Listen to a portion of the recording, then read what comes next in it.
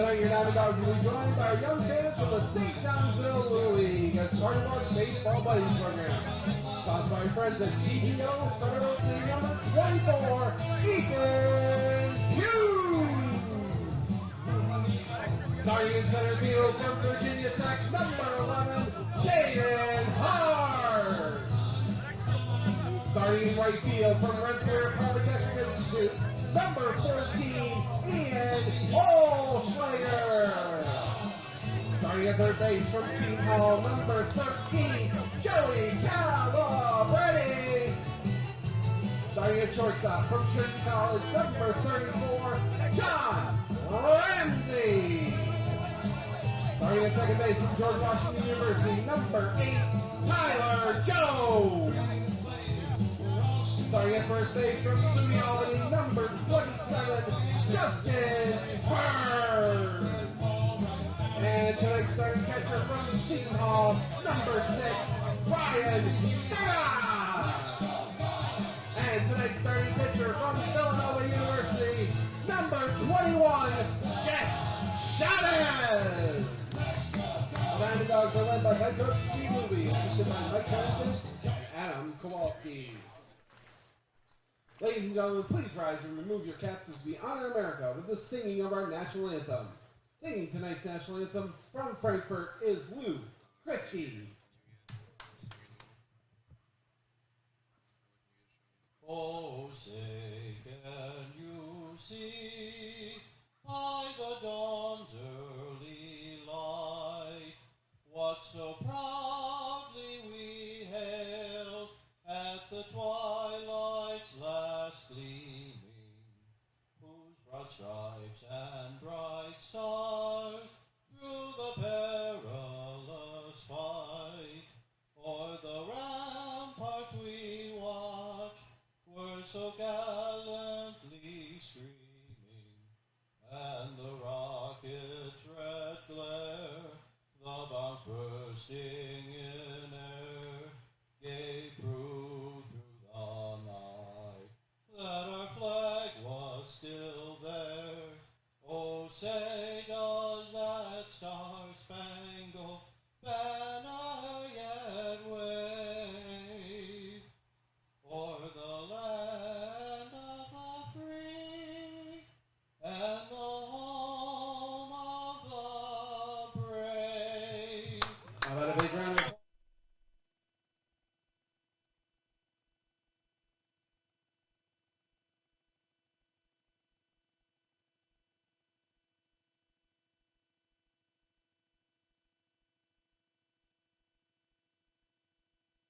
Focus your attention on the Fans, welcome to Mohawk Valley DiamondDawgs baseball.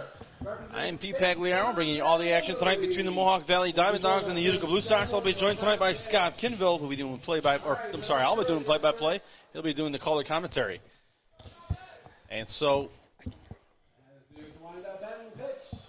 first we'll have the starting lineups for the Utica Blue Sox. The extra hitter is number 56, Matt Kalea. And left field is number 14, Ryan Stowasser. The third baseman is number 10, Xavier Smith. At DH is number 17, Sean Souza. The center fielder is number 12, R.J. Tomei. And right fielder is number 15, Ryan Ulysses. First baseman is number 29, Brian Guzman. The shortstop is number 2, Jaeger Naylor. Catching tonight for Utica, number 57, Joey Esposito. And the second baseman is number 31, Waldy Rodriguez. On the mound for Utica is number 83, Jordan Ack. And Doug Dillette is the coach of Utica. For Mohawk Valley, the DH is number 3, John Calabrese. The second baseman is number 8, Tyler Jones. Third baseman is number 13, Joey Calabretti. The shortstop is number 34, John Ramsey. The center fielder is number 11, Caden Hart. Catching tonight for the Dogs is number 6, Ryan Sternad. In right field is number 14, Ian Oschlager. The first baseman is number 27, Justin Hurd. And in left field for the Dogs is number 24, Ethan Hughes. On the mound tonight for Mohawk Valley is number 21, Jack Chavez. So our kids throwing out the ceremonially play ball. They're going to rush off the field as we get ready to start this game tonight. Mohawk Valley 7-6, Utica 5-7. Warming up on the mound for Mohawk Valley is Jack Chavez. So welcome to the broadcast, Scott. Pete, thanks for having me up here. I'll be here for a couple innings, then we got to go down and do interviews in between innings, which is always a lot of fun here for our Mohawk Valley DiamondDawgs broadcast. And I'll tell you, Pete, what a night for baseball. Even if it is a little warm out, a little hot, a little sticky, but you know what? It's not raining. Yeah, no, it's a great night for baseball. We'll take it here in the Mohawk Valley. Whenever it's not raining or snowing, we'll take it. Last game, we were here. We almost made it. We made it to the bottom of the ninth inning. DiamondDawgs were down 3-2, and then the skies opened up and the rains came. Well, but you know what? We are going to finish that game, though. Yeah. Next time Socrates comes to town. And hopefully it goes the right way. We'll see. So for Utica, coming to the plate is the extra hitter, number 56, Matt Kalea. A 326 hitter is Kalea. He's going to be ready to face Jack Chavez here to start this ball game. Well, you know, Pete, they've already faced each other once in the season. As a matter of fact, it was the season opener here at Veterans Memorial Park where Utica won 11-3, but I will tell you that this is a different Dogs team now. They've got their full roster back, and they've been playing a lot better since that first game. Yeah, we always say it takes a while before the players start getting in town and the roster really coming into play. First pitch there was a ball, so 1 ball, no strikes from Chavez. Here's the windup and the pitch. And that one is fouled off, and the count now 1-1. You're right, Scott. Every time these two teams play, it's always a great game. These two have a heated rivalry right down the thruway here. You know, and it's been a long-time rivalry, too. Ever since the 1977, when the Little Falls Mets here came to town, the Utica Blue Sox were there already. You know, the faces changed, the names changed, but the rivalry stays the same, and we love it. Yep, you got that right. That one's falling off. The count now is 1-2 to Kalea. So Kalea, right-handed batter, he steps in from the right-hand side of the plate. He's ready to go to face Chavez. Chavez is looking in. Now, for Chavez, 0-1 on the season, 4.05 ERA. Still early. Oh, for sure, Pete. There's a lot of baseball left to be played, so I don't think we got anything to worry about with Chavez. Yeah, there's a swing and a miss for out number 1. And that's a good way for Chavez to start off the game with a strikeout. So Ryder Stowasser now the batter for Utica. And Blue Sox wearing those blue tops with the gray pants. They have a little bit of white and gray, I think, in the color scheme there. But it's the traditional blue, though. It is the traditional. You'll love to see it. Here's Chavez now with the windup and the pitch. And you talk about tradition, that was a ball. 1-0. For the Dogs, they wear those traditional black colors with the green, the hunter green, I call it, with the Dogs cursive across the front. Great uniforms. Well, they're very sharp. They really are. Even though, I got to tell you, on a hot night like this, I don't know if I'd want to wear a black jersey. But, yeah, hey, you know what? They look great. I'd prefer the white. You don't see a lot of, before you used to see the teams change colors, the white and the dark color. You don't see that much. Now a lot of teams wear the darks, and they're playing each other. Sometimes it's hard to tell from up here who's who. It really is. I mean, you really got the different colored pants to go by sometimes. Yep, 1-1 the count. Chavez is ready, and here he goes. And there's a strike on the outside corner, 1-2. So 1 ball and 2 strikes. Well, these teams, like you said, Scott, just kind of getting going, right in the middle of the pack right now in the Eastern Division. We know who's up top. They always are, right? Well, Amsterdam is, but, they've been stumbling a little bit lately, so, that gap could start closing. Yeah, they started off hot, 9-0 on the season, came here looking for win number 10, and the Mohawk Valley DiamondDawgs said, not so fast, not here. Well, the Dogs definitely bit them that night. Yeah, for sure. They just got run ruled last night by Boonville. So 2 balls and 2 strikes, and they lost last night to Boonville by the run rule, I heard. But, No ball's back. 2-2 the count, and that one misses for ball 3. The count now full 3-2. That is so difficult to do throughout an entire season, keep that kind of pace. So you really kind of had to expect the gap to start closing a little bit. Yep, I'm pretty confident to say they'll figure it out. They'll be okay. There's the 3-2 pitch now coming to Stowasser. And that ball is into the shortstop. Picks it up, goes across the diamond. Nice throw. And that is out number 2. So that was the shortstop for Mohawk Valley, John Ramsey. Now in for the Blue Sox, the third baseman. I like that little flip, though. Just smooth as ice he was. Yeah, quick hands. So Xavier Smith, the third baseman for the Blue Sox, is going to come to the plate. Another right-handed batter for the Utica Blue Sox. Hitting .357 is Smith this year. And he waits the first pitch coming from Chavez. There's the windup and the pitch. And that one catches the inside corner of the plate for a called strike and count 0-1. Well, so far so good for Chavez. Yeah, you want to get off to a good start. That's key in these ball games. It sure is. You never want to go into that early innings down by a bunch of runs. And that one's hit sharply to the first baseman, and He scoops that right up, and that does it for the inning. So a quick inning as Justin Hurd makes the play at first base, and that'll do it for the top of the first. We'll head to the bottom of the first. No score here in Vets Memorial Park. We know pools. Garrity Pools and Spa are the experts in building and creating backyard memories for thousands of families. Garrity takes pride in offering only the highest quality in-ground Pacific pool and radiant above-ground pools that are built for upstate New York weather. Garrity offers only the best with BioGuard chemicals to keep your pool sparkling clean. Visit the professionals at Garrity Pools and Spa, 234 South Caroline Street, Herkimer, or GarrityPools.com.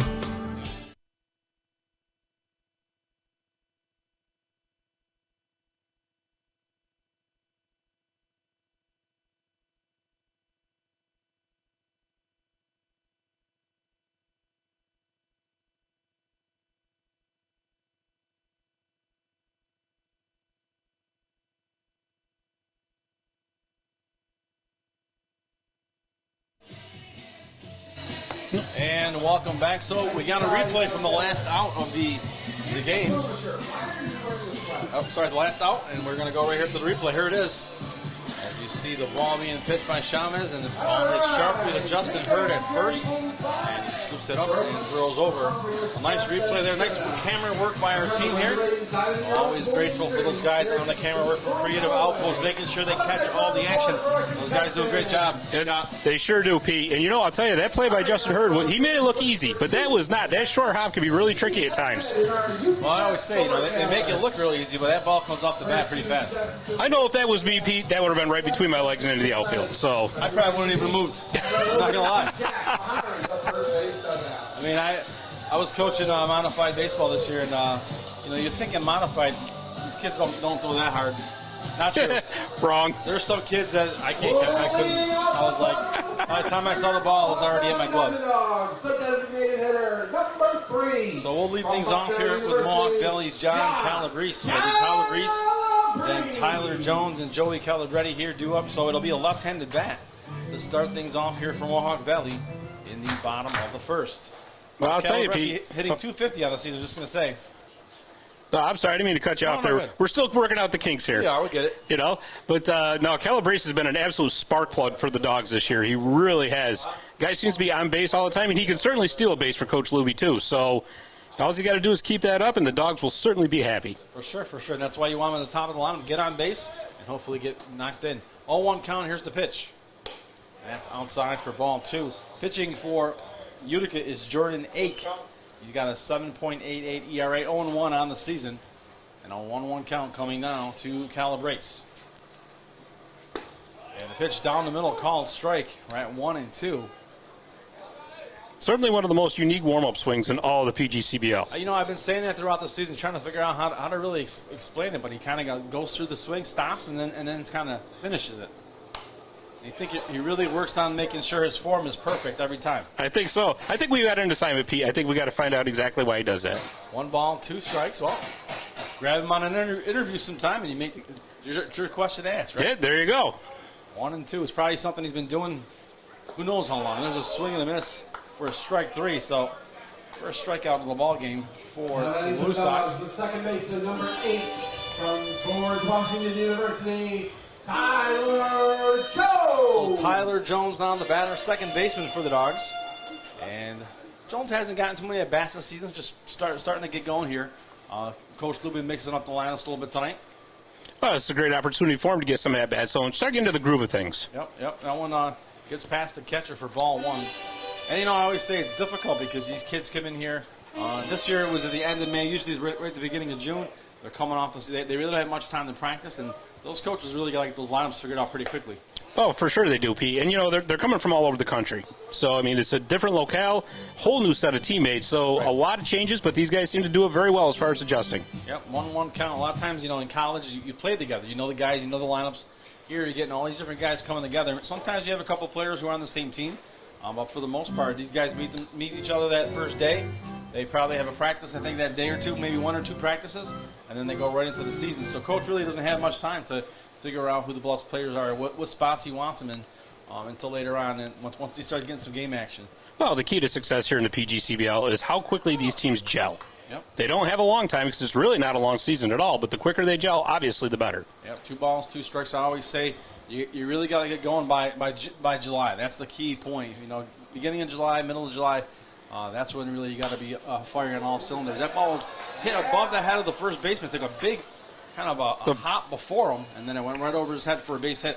Looked like an old Baltimore chop there. Third baseman number 13 from Seton Hall. Tyler Jones with the single. That'll bring up Jolie Calabretti.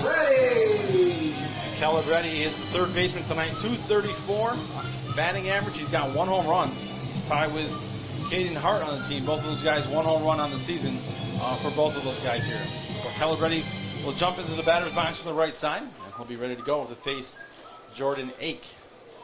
Calabretti's another one of those players who's been excellent for the Dogs right from the start of the season. That's for sure. There's a strike. 0-1 count to Calabretti. Runner on first is Jones, taking a few steps off, being held on at first base. There's the windup and the pitch. It's in the dirt, and the count 1-1. Plus he wears number 13, which happens to be my favorite number. Whenever I played sports, if I had a choice, I took number 13. Okay. That was bad luck for myself. Was there a reason behind 13? Favorite player? Well, no, not necessarily. There was 13 letters in my name. Okay. So. Okay. And plus, at the time, nobody was wearing it. I mean, you got to understand. I'm a little. So you created the number 13? No, I certainly did not create it. It's more infamous. 1 ball, 2 strikes. I was going to say, It's hard to tell that number 13 from the bench, Pete. A-Rod were number 13, so maybe he saw look what happened. Baseball, and that's why he said, I'm gonna do what Scott did and win number 13. Yeah. Abruptly to the third baseman, he picks it up, throws over to second, and back to first. They don't get him at first, but they get the force at second base off the bat of Calabretti. Well, the key right there was Calabretti was hustling right out of the box, digging all the way down the line. If he took it even a half step out, he would have probably been thrown out, but good on him to keep hustling. Yeah, the third baseman, Xavier Smith, doing a quick job of getting that ball out of his glove and over to second base, and they almost turned that one. They did. It was a great turnover, but it just wasn't in time. Yep. So here's John Ramsey. Ramsey playing short tonight for Mohawk Valley. Timeout is called by the pitcher, I believe. The batter, I believe. As he steps out of the box. And he's ready to go. So needed a second. But with 2 outs, runner on first here for the Dogs. They're trying to score early here in the bottom half of the first. They throw over, and he slides in quickly. Does Calabretti. And here comes the mind games between the pitchers and the runners. I love this part of the game. Oh, yeah. And he does it again, going back. And again, keeping them close there. And I always say, if you're a runner and you have to kind of constantly slide back, that wears on you after a while. Sure. Oh, absolutely. But these guys are young enough. They can do it. I agree. Still works. I get tired watching them. What are you talking about? True. There's ball 1 to Ramsey. I get tired doing a lot of things these days, Scott. I'm not going to lie to you. Well, we're in the same boat with you, brothers. I mean, I just finished the Gatorade. I need a nap. And that one is popped up into foul territory. I don't know what today was, but I was tired today. I mean, I slept in a little later. I had to go to our buddy's memorial service today. We had a memorial service for our former voice of the Dogs, Lou, and I went to that and had to do the eulogy. And you go back again to first base. So he's really working that runner at first. But I was tired before that. I woke up, did some things, kind of mentally prepared myself for what was coming, and then I took a nap. Sometimes it makes you more tired. And then I woke up and I was tired. Yeah. I went to the memorial service, came home, knew I had to come here, and the count was 1 and 2. Took another nap, Scott. Well, we got the between the innings. You might as well go for number 3. Just like a little quick cat nap. That's all. I was wondering what inning I was going to nap in. And there's a swing and a miss. 4 strike 3. So Ramsey strikes out. And that does it for the inning. So we're going to come back for the top of the second. We're going to talk about my nap schedule. And we're going to talk baseball. Back after this.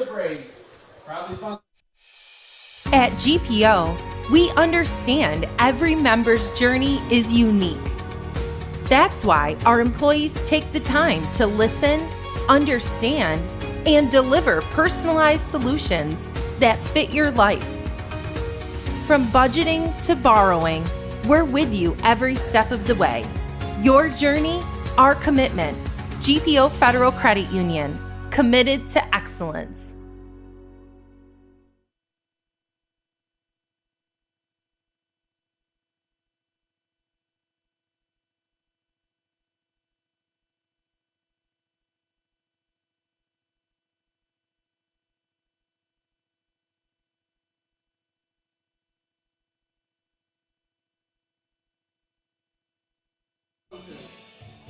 And welcome back, fans, for the top of the second inning. No score here in Little Falls. We are coming to you from Veterans Memorial Park. I'm Pete Pagliaro, he's Scott Kindle, and he's normally the hockey guy, but we give him to talk baseball once in a while.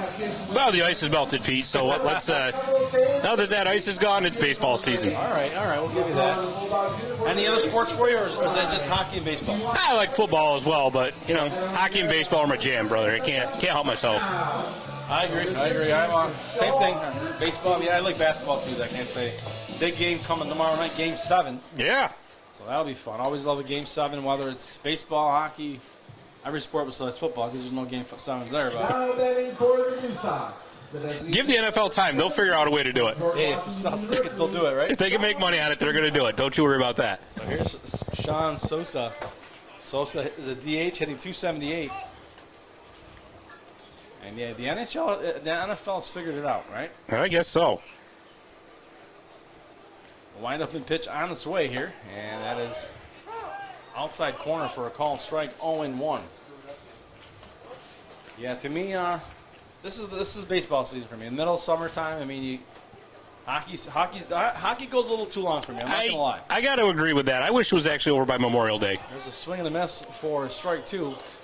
No balls and 2 strikes. I mean, when it's warm out and it's hot out, there shouldn't be snow. Yeah. People skating on ice. The ice should be in the drinks. I agree. That's a good way to explain it. You should be the new commissioner. 0-2 count. Good luck with that. Well, that one misses for ball 1-2. I gotta admit though, my son started playing hockey, and it really is a lot of fun to watch. Oh, it is. And I've enjoyed it more and more now. And especially, I've always watched hockey, but watching it now, the players are so skilled. They really are. And, the game just continues to grow, a lot like baseball. Yep. It really, truly is one of the world games. I agree. 2 balls and 2 strikes.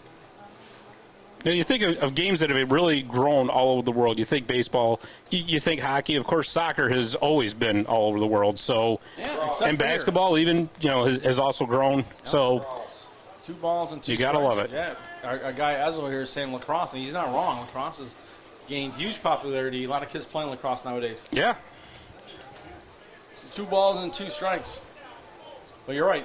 I think all the sports have really done a good job to reach out worldwide.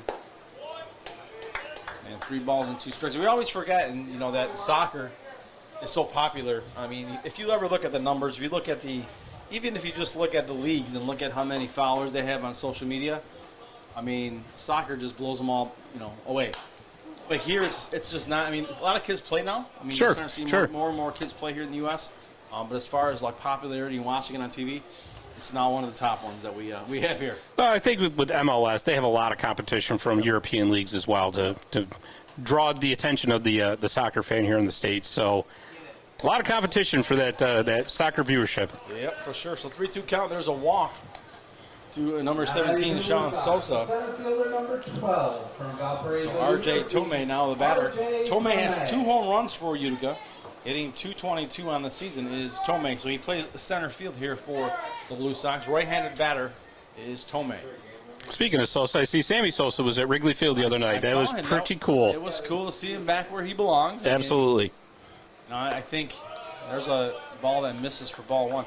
I think so many times, people are hanging out these grudges way too long. Yes. I mean, yes, I totally agree with that. I mean, sure, there's times where you're going to be away from an organization because the way they treated you, or even if they traded you away and you hard feelings. I get it; it's a business, but sometimes the feelings are hard to go away. 2-0 count, but sometimes you just got to put it aside and say, you know what, I'm a Cub, I belong here. Right, and it really at the end of the day, it's for the fans. Right. 2 balls and no strikes. And, and Sosa was such a big part of the game. I mean, during that time, I know we talk about that time where, steroids were in the game and a lot of things were going on. But those guys, whatever was going on, I mean, people were glued to the TV. I mean, I remember coming home from school and, turning on the TV to see what the home run chase was. Yeah. I mean, it was a time, and, I always say things happen. Well, it was so exciting, and it really helped that both Sosa and McGuire were so likable. Yep. Just a likable couple of guys, and that summer in '98 was something special. Phenomenal. Even if it is a little tainted by the steroids thing, but still. But I always say if you go back and look at baseball alone, we can talk about other sports too, but really baseball, there's always been eras where things have been going on, right? Right. Just swing and a miss, 3-2. I mean, You go back to the years of Ty Cobb, and then the drinking, the cigarettes. Who knows what could have changed? Sure. I mean, drinking could calm you down and make you hit better. Who knows, right? I'll even look at the gambling. Right. Right. And now you can't turn on a TV broadcast without seeing some kind of online gambling advertisement or brought to you by such and such. So things change, and you just move on. Now batting for the Blue Sox, for right field number 15 from Lafayette College. Coach Glibby's going to come out and have a little chat with his pitcher after the 2 walks in a row, puts runners on first and second. Well, Scott, you're right. You talking about the gambling and stuff, and that was like the big mortal sin of baseball for the longest time. And then you see, especially with Pete Rose, right? I mean, he was the outcast, and everyone went after him. And then you can place bets in the Cincinnati Reds Stadium. Right. I mean, right. What was that CNC Music Factory used to say? Things that make you go, Yep. I honestly think that the gripe with Pete Rose was they wanted him to just come out and apologize, and he wouldn't. He was stubborn. Yep. He was stubborn. The commissioner was stubborn. The two of them just put together, and sure enough, after he passes away, they kind of say, okay. To me, it's too late. Yep, it's all 20/20 hindsight, but I think you're right. I think if Pete had just said, hey, I screwed up, right, I think that things would have been different, but nothing to do about it now. No, here's Ryan Ulysses for the Blue Sox. Runners on first and second here. Top of the second, no score, nobody out. So Blue Sox looking to put up some runs here. And we'll see if Jack Chavez can shut him down. And that one gets away from the catcher, grabs it quickly. And no one's going anywhere because of the quick move there by Ryan Cernad. So quick move there by the catcher, make sure that everybody stays put. Well, and the key here, Pete, is as we've talked before, there is so much space behind home plate here at Veterans Memorial Park. If that ball gets too far away, it's almost a guarantee the runners are going to advance. Yep, you're right. 1-0 count, here's the pitch. And ball hit right at the umpire. Moves out of the way. Double play. Picks up by the shortstop, and he's safe at first. So they can't get the double play. They get the force out at second. And it looked like certainly, Scott, it should have been a double play ball for Mohawk Valley. Yeah, it just took a little bit longer than it should have over a second base to get the turn. But the nice thing here, Pete, is there's runners at the corners, and that double play is still in effect. So just another ground ball, and Chavez could be right out of this inning. You're right. Like you said, runners on the corners, first and third. There's one out. And Brian Guzman, first baseman, coming to the plate. Right-handed batter for the Blue Sox. All right, first taking a short lead. There's Chavez with the pitch. And that one fouled off the catcher. Got a little bit of a mask, I believe. Well, you got to be wondering here, too, if the Blue Sox are going to be looking to steal second here just to get out of that double play. You know what? It was our secret play for a modified baseball. I was the first base coach. You got that guy on third with one out. Always send that guy to second, because if they do, they're scoring a run.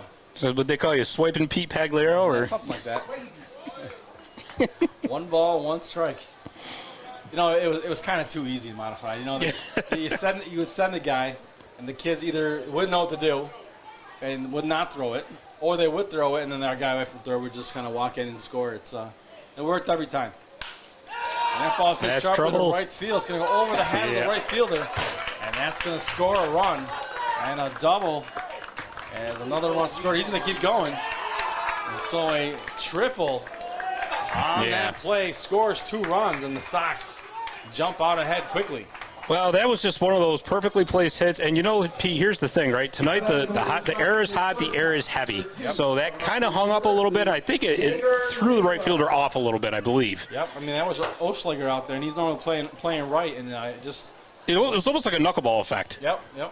You're right. It did hang up there for a while, and he looked at it and made that decision, and then all of a sudden it was over his head. But I will say this, with the air being the way it is, if you want to hit one out tonight, you are going to have to absolutely tag one, because you're not going to get any help from the wind whatsoever. It's certainly heavy out here tonight, it seems like. So here's a Jaeger Naylor. And he takes first pitch for a ball on the count, 1-0 with 1 out. Again, runner on third base here for the Blue Sox. You're right, Scott, I'm looking at that flag. It looks like me when I don't take a nap. I mean, that thing is immobile. It's like a statue out there. That one in the dirt for ball 2, so 2 balls and no strikes. I mean, speaking of naps, we talk about my nap schedule. 9 innings, lots of times for naps. Yeah, you're right. Just don't take a nap in the middle of the third or the middle of the fourth, because we're going to be doing interviews. True. I got to be on my toes for that one. So make sure you fans stay tuned for that. It's always fun to see what's set on the field. Potentially the 5th, too, but we don't know about that just yet. All right. But I can tell you that mid-3rd, we're going to have Nico Cerise, Dawgs catcher. Okay. And then in mid-4th, we're going to have Phil Lalonde, our Dawgs super fan, who sings the national anthem here quite a bit. Awesome, man. He's a great guy, always here for games. Absolutely. He's a super fan, and he sings all the time. Yes, he does. He's got a great voice, too. Fantastic. And that one in for a strike 3-1. It's so patriotic. I mean, if you ever talked to him, loves his country, loves the flag. He actually told me the other day when I was talking to him, I asked him if he's singing the national anthem. He said he was. He goes, send a message up to the guy in the booth before I go out. It's Flag Day. Make sure you mention this Flag Day. Yeah. So we did that. And there's ball 4. And a runner's now on first and third for Utica. 57 from Lehigh University, Joey Esposito. So Joey Esposito, the catcher, is going to come to the plate here. So Chavez is going to have to find a way here to pick up 2 outs. Doesn't want to get deeper here with a 2-0 lead by the Blue Sox. Certainly some turbulence here for the Dawgs in this inning, but again, runners are on the corner, so that double play is still in effect. I see the infield's in double play depth, so. Yep. So Esposito at the plate, right-hander, and that hits him. So that complicates matters a little more with bases loaded now. Well, it keeps the double play in effect, though. It does. Now no spot for another batter, so Chavez is going to have to get that batter out. Or else we're going to have another score, another run go up on the board. Well, this is certainly not what you wanted if you're the Dawgs, obviously. But the good news here is it's only the 2nd inning, and there's a lot of baseball left to be played. Got that right. So Waldy Rodriguez is now the batter, and the Dawgs always feisty, always, they're always battling back. We've seen it over and over again this season, other seasons, and really it's the character of the team. It's how the teams are built here in Mohawk Valley. So you always know they're going to be fighting back, clawing back. Oh, absolutely. Never say never. Yep. Has been a mantra here in Mohawk Valley for as long as I can remember. First pitch to Rodriguez. He pops it up foul. Count 0-1. So no balls and 1 strike.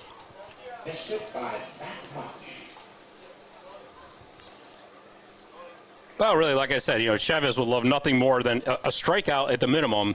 A ground ball to short or second would be ideal right here, Pete. Perfect, right? Perfect. 0-1 count. He's going to wind up and pitch Chavez with those runners all over the place. And that one's fouling off. And now in a good spot for Chavez. 0-2. He's ahead of the count right where he wants to be. He needs one more strike or out number 2. Well, will we see him go up the ladder and try to get him to chase some high cheese? I would think he would try it at least once, right? I would think so. I would definitely say you want to stay out of the dirt. Yeah, this is the perfect spot to do it in. 0-2. I mean, as a hitter, you're supposed to be, you're supposed to just not go after those, but sometimes you just see that thing and you want to go after it. It's irresistible. Yep, 1-2. 1 ball, 2 strikes. I mean, when you're a hitter and you see that thing up, I can drive this thing out of the park. Yeah. And then you swing, you're like, yeah, pressure. Well, maybe not. 1-2. That's why we love this game. You never know. Yeah. 1-2 pitch now on his way from Chavez. And that ball is popped into center field. Center fielder coming for it, but it's going to drop. Oof. And it's going to get away from the right fielder, as the right fielder was there to make the play after. And 2 runs are going to score. And that was a huge hit. Yeah, it was. That ball took a little bit of a strange bounce in front of the right fielder. I mean, both the right fielder and center fielder going for it. Right fielder kind of called for it, and it was going to drop in front of him. And then it took a weird hop as it hits the ground. Well, it was just one of those little flared Texas leaguers, and it had a lot of backspin on it. So with that backspin, it's like playing pool. You never know. Sure don't. Once that ball hits the ground, or in pool's case, another ball, you have no idea where it's going to go. 4-0 to score. Now here's Kalea back to the top of the order for the Blue Sox. He struck out in his first at bat. Now runners on first and second. That ball hit right at the shortstop. He scoops it, throws a second over to first. And that's what they needed. That's what they needed to get out of the play. A 4-run score, 4-0 is the score here as we head to the bottom of the second. Spring into action and get started on your home projects with Little Falls Lumber. Get your free estimate today for that project, big or small. Little Falls Lumber, they're always happy to help. Stop by one of our 3 convenient locations and speak to one of our knowledgeable salesmen about your next project.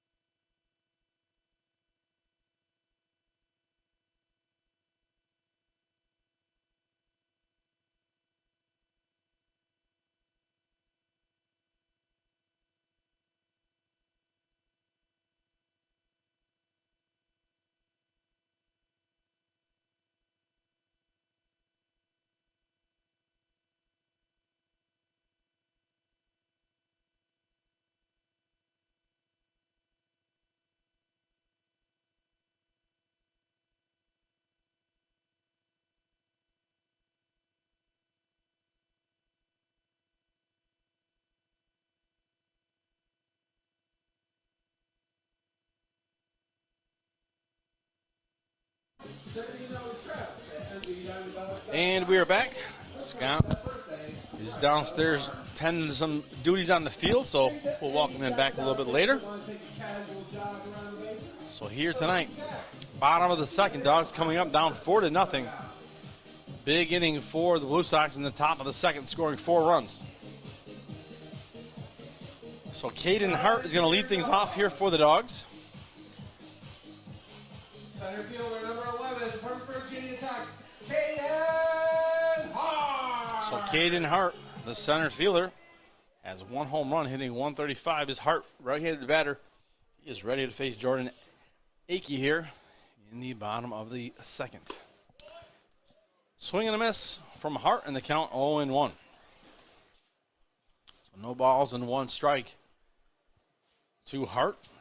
Lines and delivers does Akey. And the count now 0-2 after the swing and miss there by Hart. So no balls and 2 strikes. It'll be Hart, Sternad, and Oschlager due up here in the bottom of the second. That one misses outside. The count now 1-2. 1 ball, 2 strikes. Jordan Akey, 7.88 ERA. And a little chopper to the shortstop. And he bobbles it and is not going to make the play. And they're going to score that a hit on Caden Hart, hitting that ball sharply to the shortstop. That was Yeager Naylor. Now batting for the Dogs, the catcher, number 6. So Hart safely on base to start things off here. So Ryan Sternad, the catcher for the Dogs, right-handed batter, will step into the batter's box with nobody out and a runner on first. So Jordan Akey delivers, puts it high for ball 1. So 1 ball, no strikes to Sternad. Sternad is ready. Akey is set to go. Runner on first, taking a short lead. Here's the pitch. Puts it in the dirt, and that is ball 2. 2 balls and no strikes. Sternad, the batter for Mohawk Valley. Hot and humid here tonight at Vets Park. And that one curves in for a strike. The count now 2-1. 2 balls and 1 strike. Runner on first, taking a few steps off the bag. Nobody out, and he takes off. Here's the throw, and it's going to take a bounce over to the second base, not in time. And the safe at second is Caden Hart. So Caden Hart with the stolen base.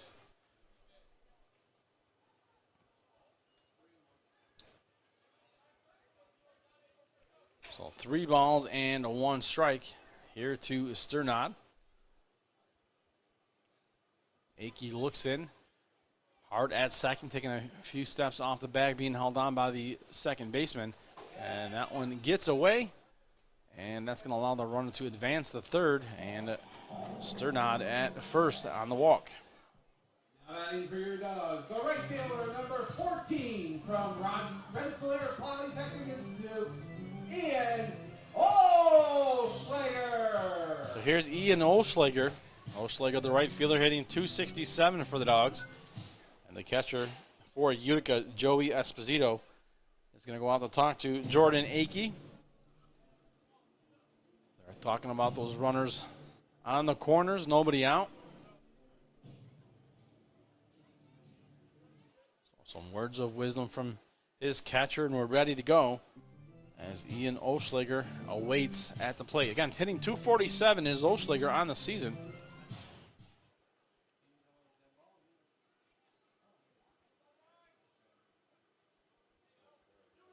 Here's the pitch to Oschlager, and that one misses down low for ball 1.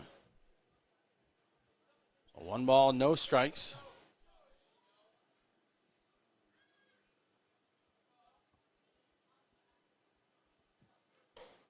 And that one left high by Oschlager. To check with the umpire. He says he did not go, and the count 2-0. 2 balls, no strikes here.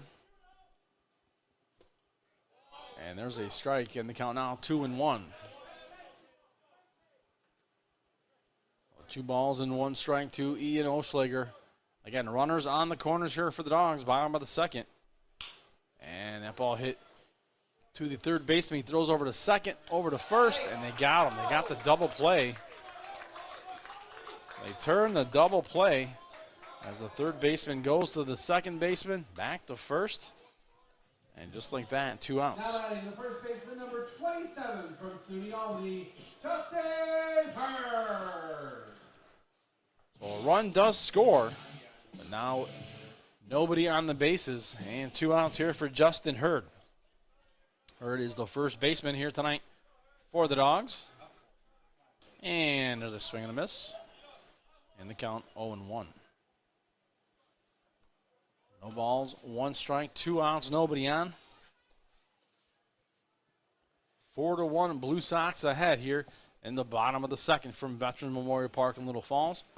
You are listening to Perfect Game Collegiate League Baseball between the Utica Blue Sox and the Mohawk Valley DiamondDawgs. 4-1 score, bottom 2. 1-1 count here to Justin Hurd. And that one missing for ball 2, and the count 2-1.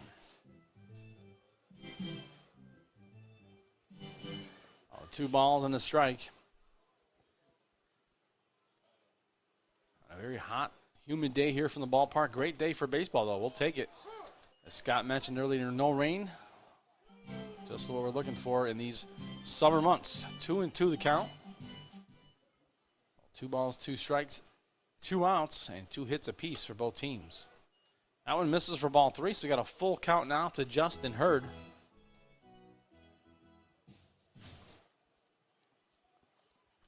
3-2 count now. Pitch is on its way here from Akey, and the ball is hit into left field between the shortstop and third baseman for a base hit. So Justin Hurd with the single, and that'll bring up Ethan Hughes. From Warner University, Ethan Hughes. So here's Ethan Hughes hitting .211 on the season. The left fielder batting from the right side of the plate with 2 outs and a runner on first. Here's the pitch from Akey, missing down low and inside for ball 1.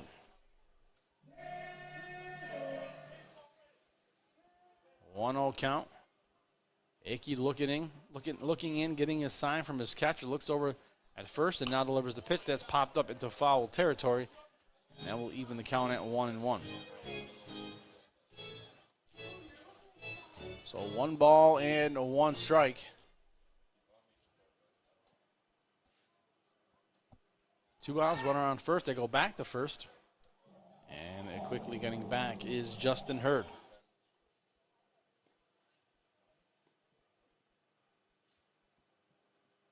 1-1. Here's the pitch. Runner takes off. Oh, no, he comes back. He was going to take off, I thought.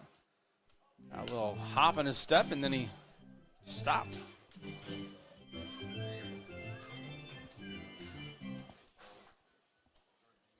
Oh, 2 balls and a strike here. And the pitch missing for ball 3, and the count now 3-1 to Hughes.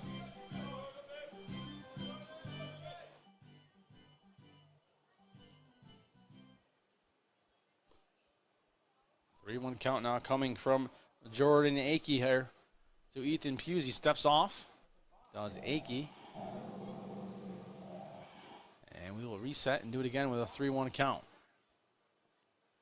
So Akey is set. Runner on first taking a few steps off the bag. Back to first goes Akey. And sliding back is the runner in Justin Hurd.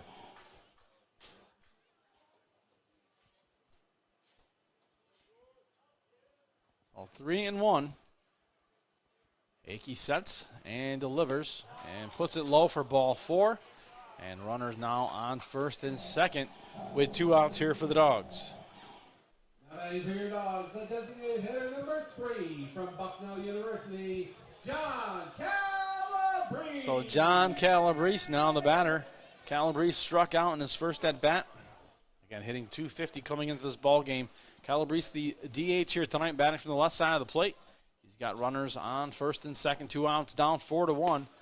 And that pitch sails in for strike 1 in the count 0-1. So no balls and a strike.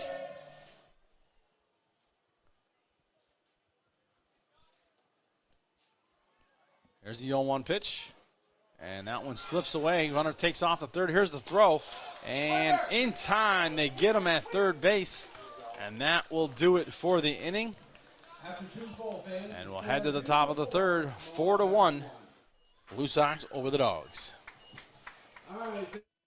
At NBT Bank, we know that this day starts with this one. This day starts with this one. Because no matter how unforgettable the extraordinary days are, there's a lot of every day that leads up to them. You can count on NBT Bank to help you get started. NBT Bank, it starts here.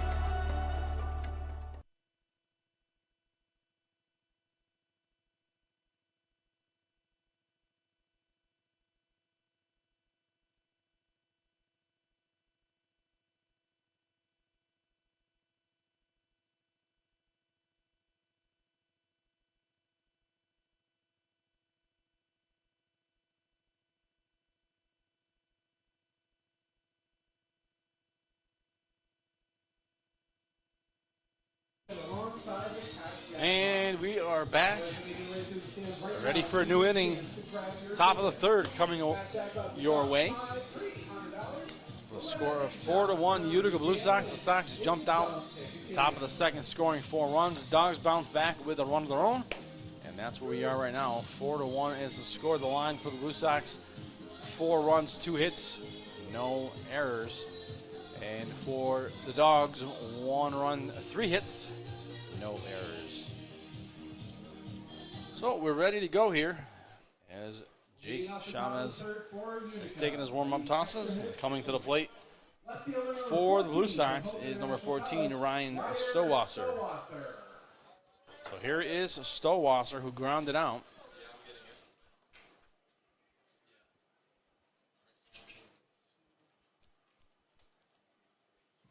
And here comes the windup and the pitch from Chavez, and balls hit fair down the third base line past the third baseman, and he's going to head to second. And Stowasser with a stand-up double to start off the inning for Utica. Now batting for the Blue Sox, the third baseman. So Xavier Smith, the third baseman, coming into this game hitting .357, grounded out. And that bat number 1 is going to come to the plate here for the Blue Sox with nobody out.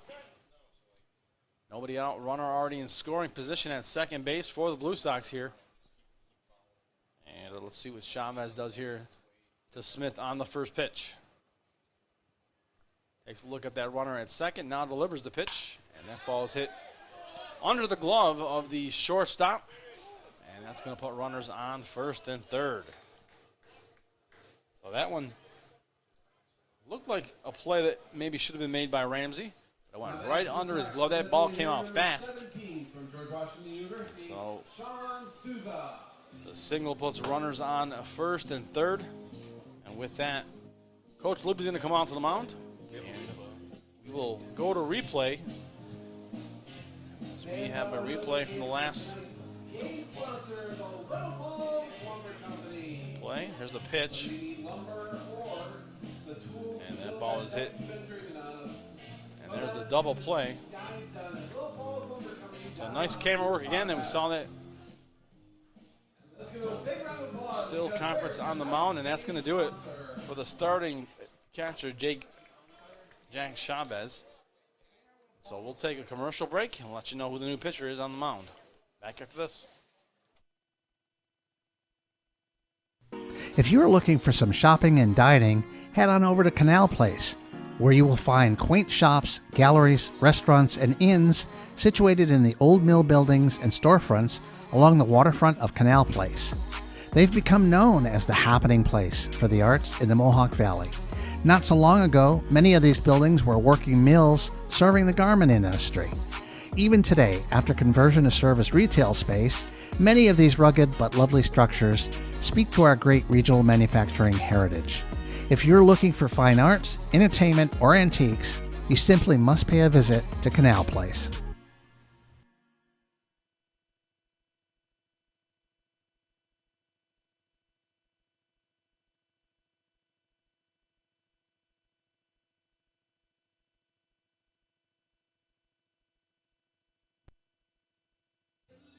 And welcome back, fans. New pitcher on the mound for Mohawk Valley from Trinity University. It's number 44, Walter Garrett. So Walter Garrett now in the game replacing Jack Chavez. As Garrett taking his warm-up tosses here with his infielders behind him. And coming to the plate for the Blue Sox will be number 17, the DH, Sean Sosa. Number 17 from George Washington University, Sean Souza. So here's Sean Souza, who walked in his first at-bat. First time facing Walter Garrett here in this ball game. And runners on the corners here for Utica in the top of the third. 4-1 is the score. Left-hander is Walter Garrett. Here's the pitch, and the first pitch, he hits it to the shortstop. He steps on the bag, throws over to first, and did not get him at first as the first baseman had to jump up to get it, and he's off the bag. And so the force out at second base is out number 1 and scores a run. 5-1 is the score.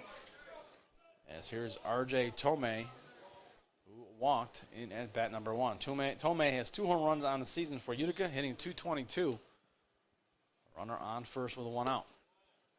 That was inside and high for ball 1 to Tomei, and 1-0 the count. Ball and no strikes. There's the windup and the pitch, and that is high for ball 2. So in the count, 2-1. Sorry, 2-0. 2 balls, no strikes, 1 out. Runner on first, taking a few steps off the bag. Garrett looks at him and now delivers the pitch. That ball hit right in the glove of the jumping shortstop. That was the shortstop John Ramsey for the Blue Sox, for Mohawk Valley, getting the Blue Sox out. That is out number 2. Number 15 from Lafayette University, Ryan Ulisse. So Ryan Ulisse, now the batter, reached on the fielder's choice in his first at bat. 2 outs, again, runner on first. And here's Garrett with the pitch. Right down the middle for a call strike, the count 0-1. No balls and 1 strike.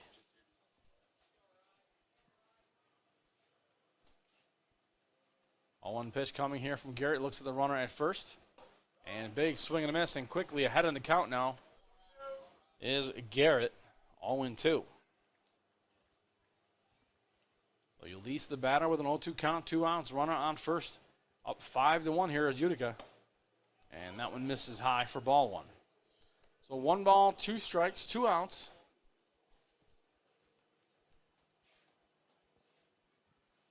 And Garrett again looking at that runner at first before he's going to kick, wind, and deliver, bring it home. And that is low. And that will even the count at 2 balls and 2 strikes. So 2-2. Here's the 2-2 pitch now from Garrett. And that is popped up into foul territory. It's going to be out of play. And we're going to stay put at 2-2.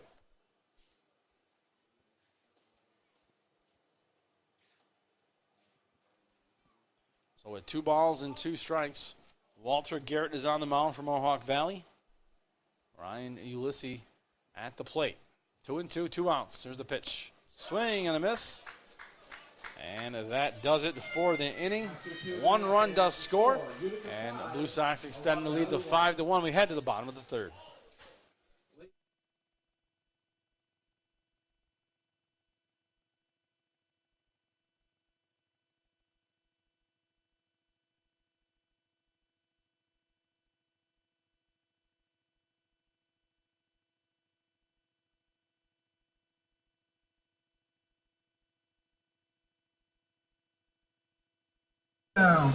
All right, I'm here with Dawgs catcher Nico Cerise. Nico, it's your first season as a Dog. What do you think about the Mohawk Valley so far? It's a great time. Definitely having a ton of fun. Great competition. The guys are awesome. We're definitely molding as a team, and we're playing great baseball, so it's a great time. Just keep on winning. All right. Now I got a tough one for you. So you've got a new helmet is what you've got. You have got a cannon of an arm behind that plate. So I got to ask you, is it better to throw a runner out on the base paths or to score a run yourself?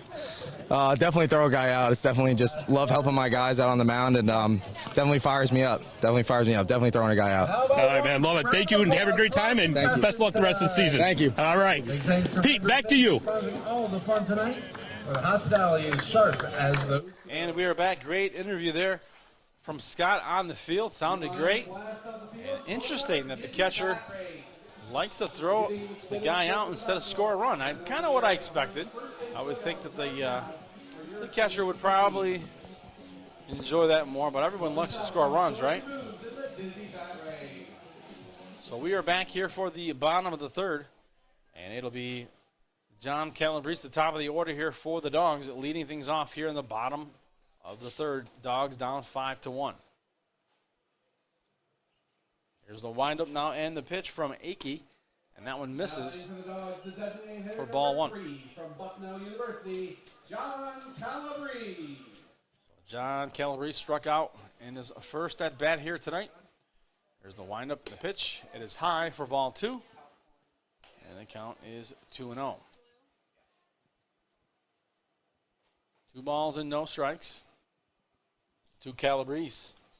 There's the windup, the pitch, and that is called a strike. The count now 2-1. So 2 balls, 1 strike to Calabrese.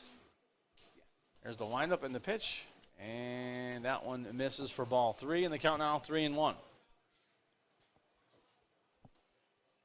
So 3 balls, 1 strike to Calabrese. It'll be Calabrese, Tyler Jones, and Joey Calabretti all due up here. Here's the pitch. And that one is hit to right field. Right fielder drifts on over to make the catch for out number 1. Now batting for your Dogs, the second baseman, number 8 from George Washington University, Tyler Jones. So here's Tyler Jones. Jones, a single last at bat. He's up the bat. Give me a minute. So here is Tyler Jones, the batter for the Dawgs. Right-handed bat with 1 out. Here's the pitch. And that is high for ball 1. Participating in the Dizzy Bat Race, Jonesy Jack behind the first base dugout. 1 ball, no strikes here to Jones. There's the windup and pitch by Akey, and that is a strike at the count 1-1. 1 ball, 1 strike. Akey now will wind and deliver on the 1-1, high and inside. Oh, looks like got a piece of him. And, yep, that gets a piece of him. So he's going to take his base. So Tyler Jones hit by the pitch. The third baseman, number 13 from Seton And Hall, Joey Calabretti now will come to the plate for Mohawk Valley. Calabretti. So Calabretti, right-handed batter for the Dawgs. 1 out and a runner on first base. Dawgs down 5-1. They need to chip away at this lead here in the bottom of the third. There's the windup and pitch, and he swings for that one. They throw, and they got the runner out. So a late jump by the runner, and now we quickly have 2 outs for the Dawgs. Joey Calabretti, 0-1 count now.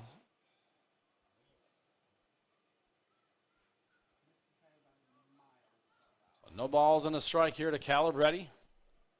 Akey winds and delivers. There's a swing and a miss for a strike 2, and quickly 0-2 now with 2 outs. The bottom 3, 2 outs. Nobody on 0-2 count here. Akey's going to wind and deliver. And the ball hits sharply past third base into the left field area for a base hit. That was between the shortstop and the third baseman. So Calabretti with the single, and John Ramsey now will come to the plate. So Ramsey with 2 outs. He's got a runner on first base. Again, Dawgs want to keep chipping away at that 5-1 lead by the Blue Sox here in the bottom of the third. And John Ramsey's going to try that right here. That one misses for ball 1. So 1 ball and no strikes.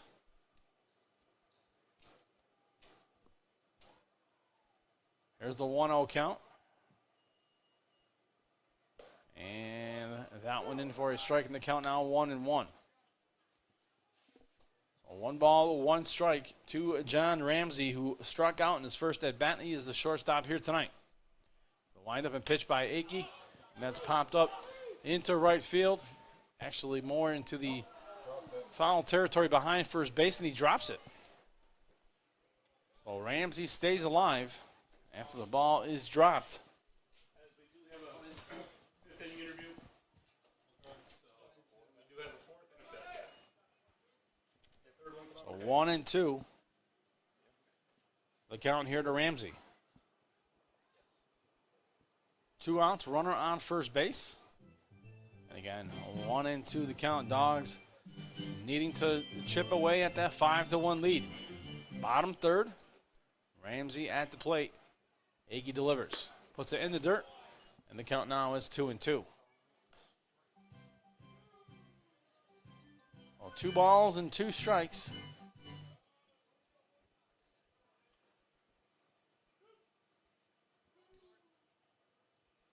Two pitch on its way, and again stopped by the catcher.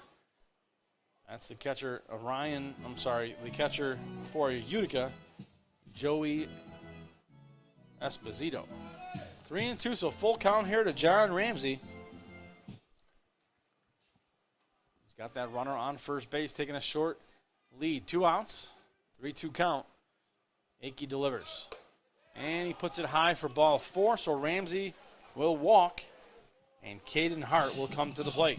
Now that is your Dawgs, the center fielder number 11 from Virginia Tech, Caden Hart. So Caden Hart is the batter. He singled in his first at bat. And the coach is going to come out for Utica. And so we will take a quick break and be back momentarily.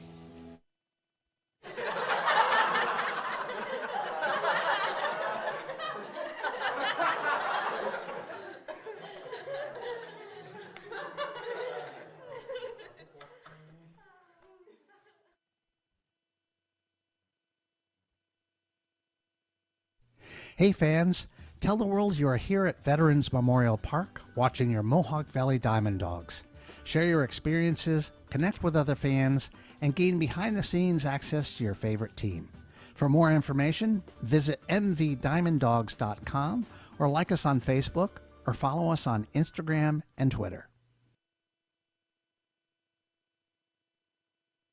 And welcome back, fans. Conference on the mound is over. No pitching change, so everyone's going to stay put. Jordan Akey will remain the pitcher, and Caden Hart is the batter. So hopefully you enjoyed that little laughter sound clip I played for you. Hit the wrong button. That's what came out. So here's Caden Hart at the plate. Runners on first and second for the Dawgs. And he fouls that one off. Does Hart in the count 0-1. So 1 ball, no balls, 1 strike. Hart looking to put the ball in play here or walk with 2 outs. Dawgs down 5-1. And that one high. Curveball missing. 1-1. So 1 ball, 1 strike. Jordan Akey, the pitcher on the mound for the Blue Sox. 1-1 pitch on its way. And that ball is hit to right field. Right fielder heading on over into foul territory. He slides for it, and he drops it. So he drops it. And the count now is 1-2 to Caden Hart. That ball quite a distance away. Right fielder making a valiant attempt. Got his glove on it.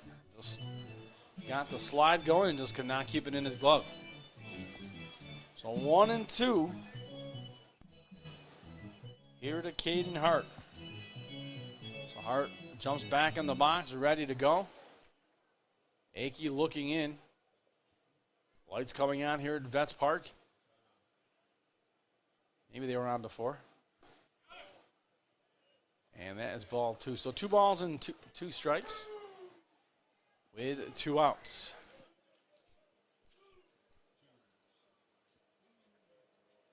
Here's the 2-2 pitch count coming with 2 outs. So 2 deuces wild here tonight in this inning. And that one's fallen off. And we're going to stay put at 2-2. So 2 balls, 2 strikes 2 outs to Caden Hart, 5 runs for the Blue Sox, 1 for the Dogs, 4 hits apiece.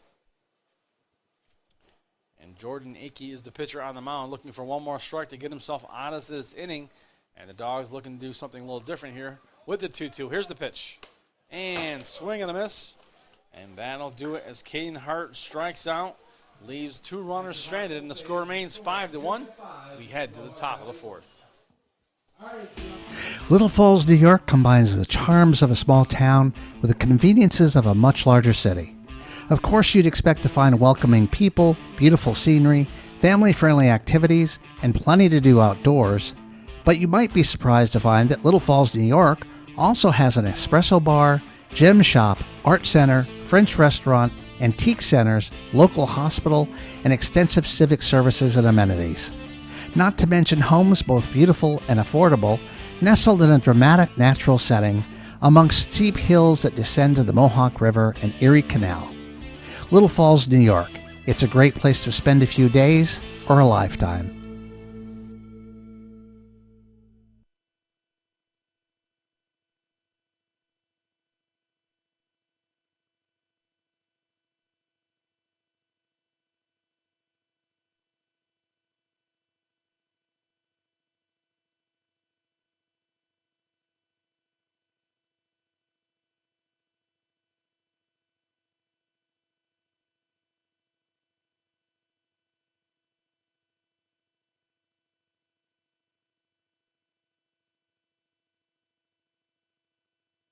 Bat race. Coming out, bring the fun to you.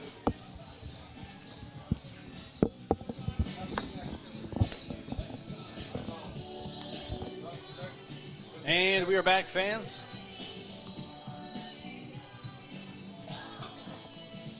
Top of the 4th. Coming up. A couple of shout outs from our fans tuning in out there. Kathy P listening. So hi to Kathy. Joanne Miller wishing the Dogs luck. Anita Humphrey also wishing the Dogs some luck here tonight, saying go Dogs go. So here's Guzman at the plate for the Blue Sox. And here comes the pitch outside. 4-1. Brian Guzman, the batter here for Utica. 1-0 the count. There's the windup and the pitch, and that one misses for ball 2. So 2 balls, no strikes to Guzman. Guzman, a right-handed batter who tripled in his first at bat here tonight. That one's high, ball 3. 3-0 count here to Guzman. This one's going to have to be perfect. He's probably taken all the way on a 3-0 count. Garrett now winds and delivers on the 3-0. Outside ball 4. And he will take his base, Will Guzman. And Jaeger Naylor now coming up. Jaeger Naylor. So here is a Naylor who walked in his first at bat. He's the shortstop, hitting .231 here for the Blue Sox. He has a runner on to first base. A 5-1 lead here for Utica in the top of the 4th. As Naylor digs in at the plate. And now he's going to step out of the box. And looks like player at first is coming out. They might have a replacement for him. Not sure if he's injured. He's coming off slowly.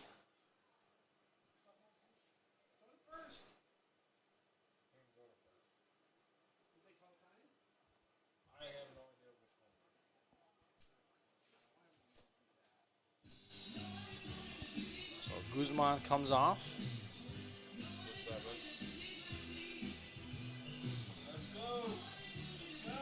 We're waiting to see who comes on for Guzman here. And here comes the runner. So replacement coming in for Guzman, and he looks like he's coming back. And so number 7. We'll get you a name as soon as we know it.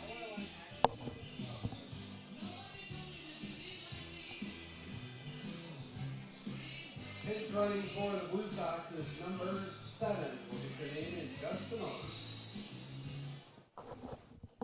So we'll get you that name momentarily as the batter comes up to bat here for Utica is number 2, Jaeger Naylor. And here comes the windup and the pitch. Outside for ball 1.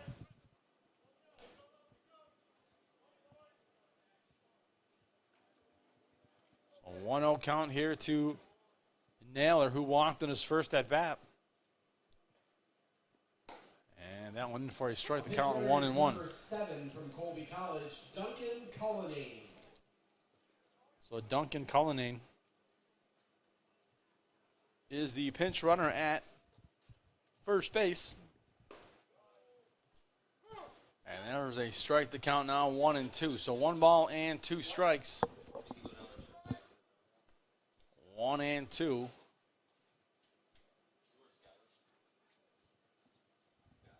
High on the field somewhere. 1 ball, 2 strikes. That one's popped foul. Can you tell Scott to go to the dugout? He's not on the mic. I think he's getting ready to do his next interview. 1-2 now the count to Naylor. Here's the windup and the pitch, and it's fouled off, and the count remains 1-2.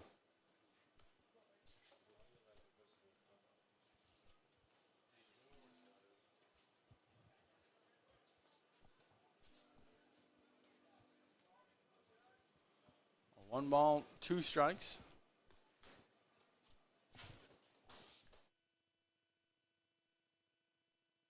And that ball's hit into right field for a base hit. And runners now on first and second.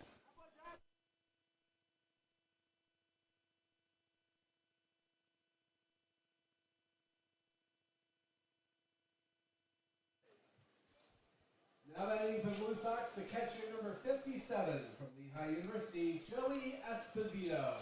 So here's Joey Esposito after the single from Naylor. So Esposito was hit by a pitch in his first at bat. Runners on first and second here for Utica. Shows bunt, misses, and they're going to throw back. Oh, they were going to throw back the first, but the first baseman wasn't there.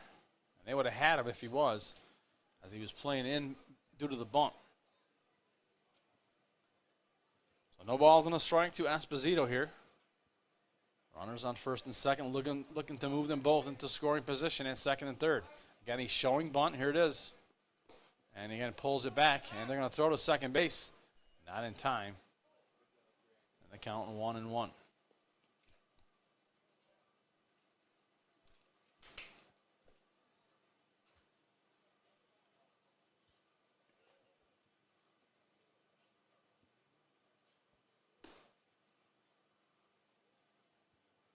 So 1 ball and 1 strike here to Joey Esposito.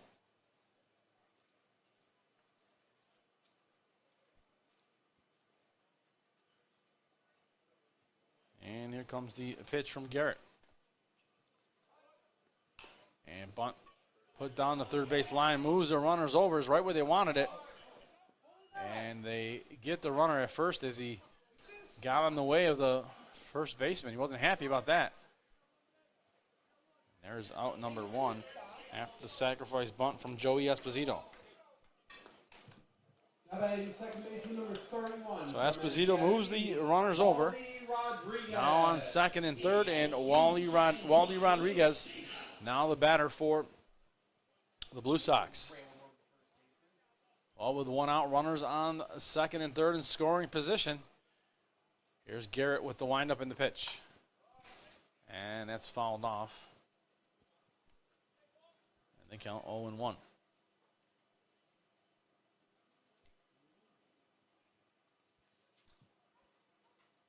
No balls and 1 strike to Rodriguez. Pitches high. And the count now at 1-1. A 1 ball, 1 strike to Rodriguez. Again, he's got runners on second and third. A 5-1 lead here for the Blue Sox. And a big swing and a miss for strike 2 to Rodriguez, in the count 1-2.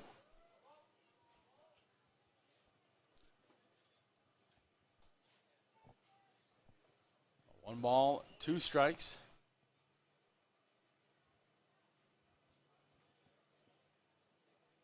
One-two pitch now coming from Garrett.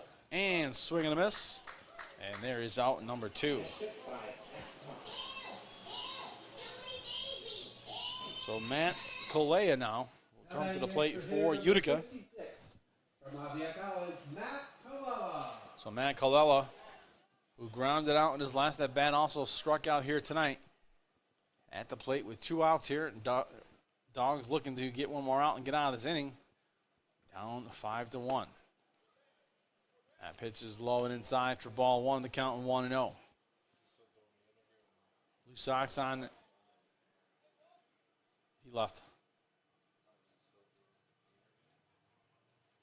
There's the pitch, and that one is hit past the third baseman and foul. They said they're going to send him back.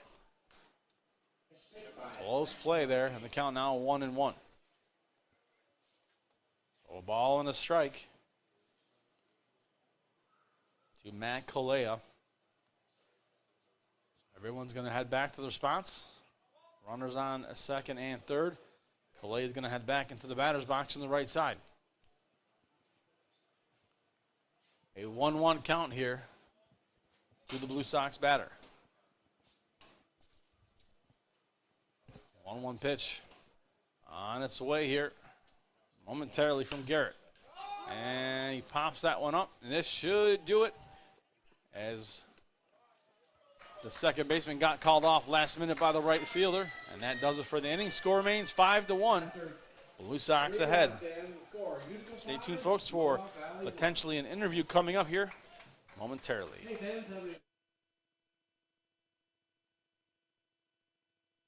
Your DiamondDawgs on social media? Show off your DiamondDawgs. And it's Maddie back with the fan cam. Today I am interviewing Phil Lalonde. How long have you been a DiamondDawgs fan for? 75 years. Let's go Dogs. We hear that you are an amazing singer. What got you into singing the national anthem for us? I was asked to, and I think it's always an honor to sing our national anthem. Thank you so much. Back to you, Pete. And what a great interview. Phil Lalonde, one of the best in the Mohawk Valley. Great interview there by Maddie. So thanks, Maddie, for the interview. Sounded great. And 75 years, a DiamondDawgs fan. That's awesome. That is awesome. He obviously is a lover of baseball, so it doesn't matter who plays here in Little Falls. I have a feeling Phil Lalonde is a fan.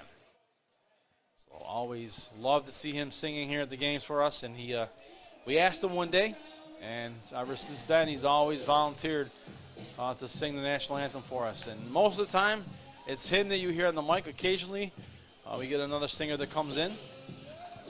But Phil Lalonde does a fantastic job here at Vets Park. So we are back here for the bottom half of the 4th inning with the Dogs down 5-1. And they are going to send Ryan Sturdon to the plate to start things off here in the bottom half of the inning. He'll be followed by Oschlager and Justin Hurd. So still on the mound for the Blue Sox is Jordan Akey. So here we go. Sturdon at the plate. He walked in his first at bat. There's the windup and the pitch. And that misses outside for ball 1. 1 ball, no strikes. Good crowd here tonight. A lot of fans from Utica on the third base slide making the trip here, but maybe mixed in with some fans from the Mohawk Valley. There may be a birthday party here today. And that one is fouled off in the count 1-1. First base side always full of DiamondDawgs fans. Fans, if you're ever looking for a birthday party, make sure you rent out our party tent here. Down the third base line, we'll get you set up. All our information is online. You can find Travis's email contact on our Facebook page, on our website, or just send a message and we'll get you in touch with the right people. And you can celebrate a birthday, a retirement, you name it. You can do it here with the DiamondDawgs. 1 ball, 2 strikes. That one was fouled off.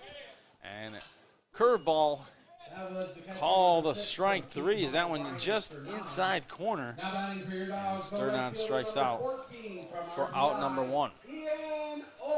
Oschlager. So here's Ian Oschlager.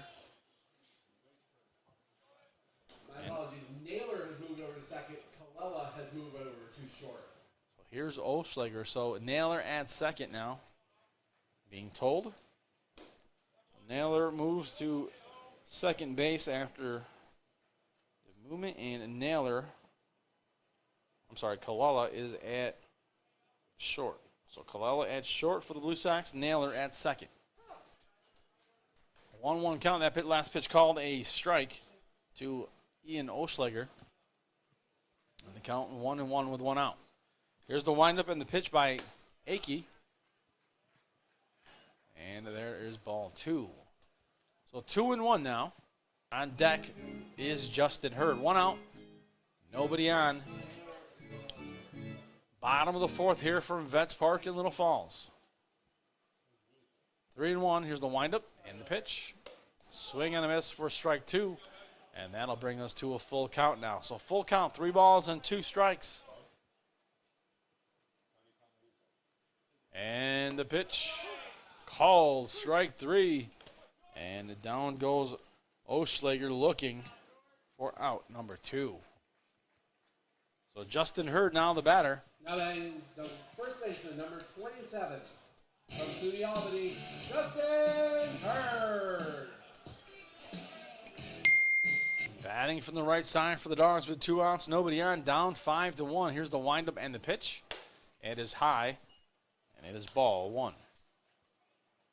So 1-0 from Jordan Akey to Justin Hurd.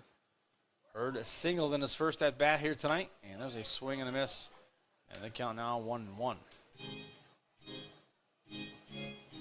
1 ball, 1 strike. Here to Justin Hurd. Akey looks in, sets, winds, and delivers. And there is a strike 2 in the count now 1-2 to Justin Hurd.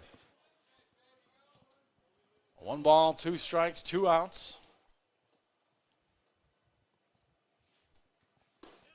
And that one called a strike 3 as Hurd watches that one sail by for the 3rd strikeout of the inning. Ends the inning, and the score remains 5-1 after 4. Visit the Daily Post and stay connected with the latest news, information, and events in the Mohawk Valley. Our mission is to generate will shape the future of the Mohawk Valley. Join thousands of weekly visitors who stay up to date with feature stories, interviews, videos, our event calendar, and print publication, the Mohawk Valley Express. It's about timely local news for the community, keeping citizens informed about important issues, telling about the people who live and work here, and giving locally owned businesses the opportunity to reach a very targeted audience of locals and tourists alike. It's a whole new form of media-rich content developed specifically for today's mobile lifestyle and listeners. You can download our iOS app in the iTunes Store, listen to our podcast, or sign up for our weekly email newsletter. Stop by today at thedailypost.digital. You'll be glad you did.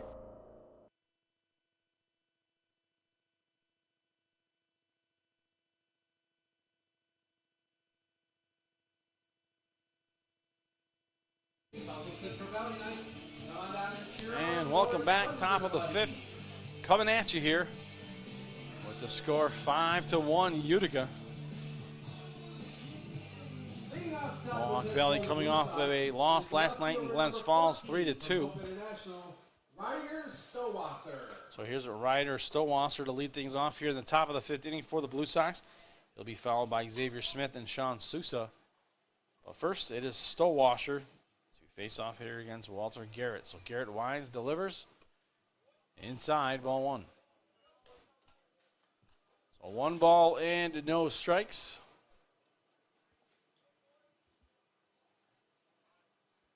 So Garrett now looks in, 1-0 pitch. He will wind and deliver and puts that one down low for ball 2. So quickly 2-0 the count to Stonewasher. We're in the top of the 5th here from Veteran Memorial Park, Little Falls, New York.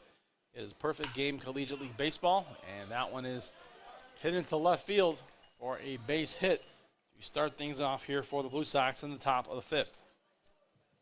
Now batting for the Blue Sox, the first baseman, number 10 from Millersville College, Xavier Smith. So Xavier Smith, who singled in his last at bat. And looks like we're going to the bullpen as he makes the call. Does Coach Luby, looks down and points to the bullpen. So we will be back after this. New pitcher on the mound for Mohawk Valley. Hang tight, folks. Wake up and smell the sizzle at your local Burger King. Burger King is open for breakfast 7 days a week. Your mornings deserve the royal treatment. So dive in to try our delicious breakfast sandwiches, savor our savory hash browns, and wash it all down with a hot or iced coffee. Whether it's Monday or Sunday, we've got your breakfast cravings covered. Swing by BK today to have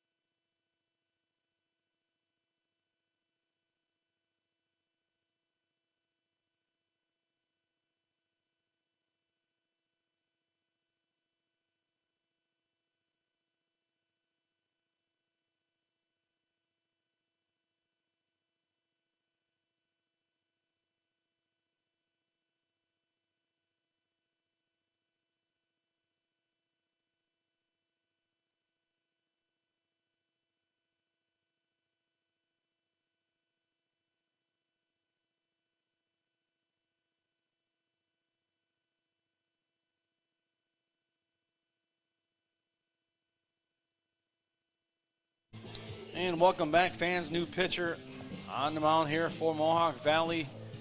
Coming in to replace Walter Garrett is number 26 from St. Thomas Aquinas College, Ryan Callahan. So Ryan Callahan, big right-hander here, taking some warm-up tosses, finishing up. More of a side-on pitcher is Callahan. So it takes like a few more warm-up tosses before he's ready to go.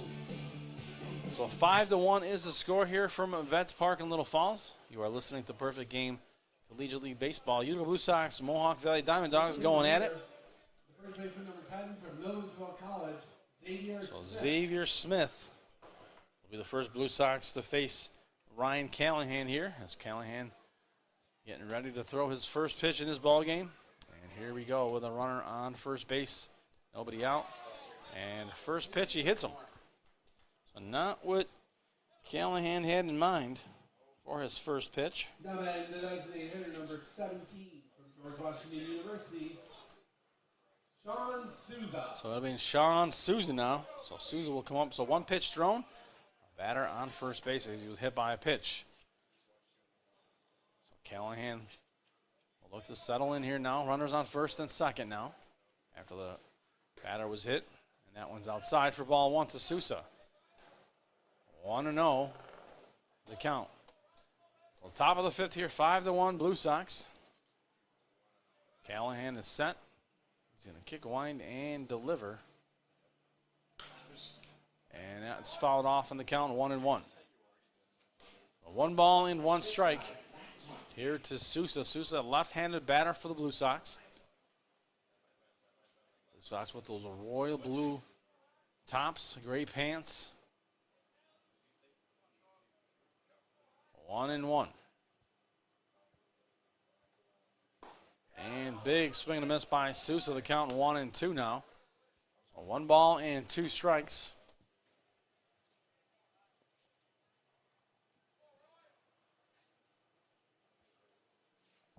Here's the 1-2 pitch coming from Callahan.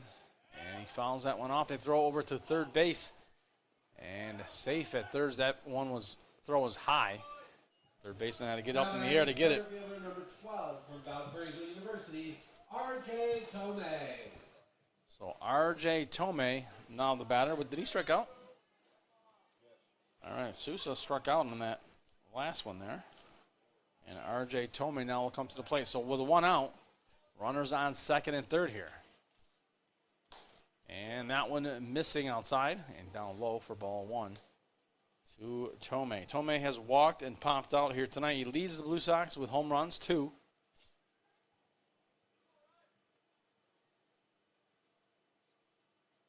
Here's the 1-0 pitch, and swing and a foul tip, and the count even at 1-1. A 1 ball and 1 strike here.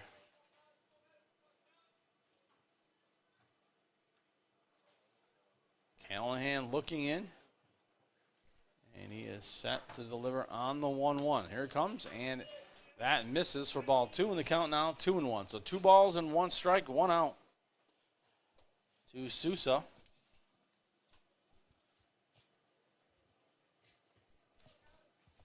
Two and 1 the count with 1 out. And there is strike 2. And 2-2 now the count. So 2 balls and 2 strikes, 2 strike here for out number 2, as he already has runners on second and third. Only 1 spot to put him. Here's the pitch. And he's going to put him on first base after he hits him. And bases are loaded now for the Blue Sox. So not what Coach Luby and Ryan Callahan were looking for here, as they have loaded the bases here in the top of the 5th. Mohawk Valley already down 5-1 and can't afford to allow more runs here. So Callahan get out of this inning by putting the ball on the ground and forcing a double play. Here's the pitch. And that is down the middle for called strike 1, and the count 0-1. So no balls and 1 strike to Ulysses. 0-1. Here's the pitch by Callahan. And that was called a ball, just a little outside. And that evens things up at 1-1.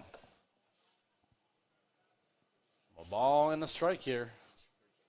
Big at bat here, both for Blue Sox and Mohawk Valley. That one misses down low. And the count now 2-1.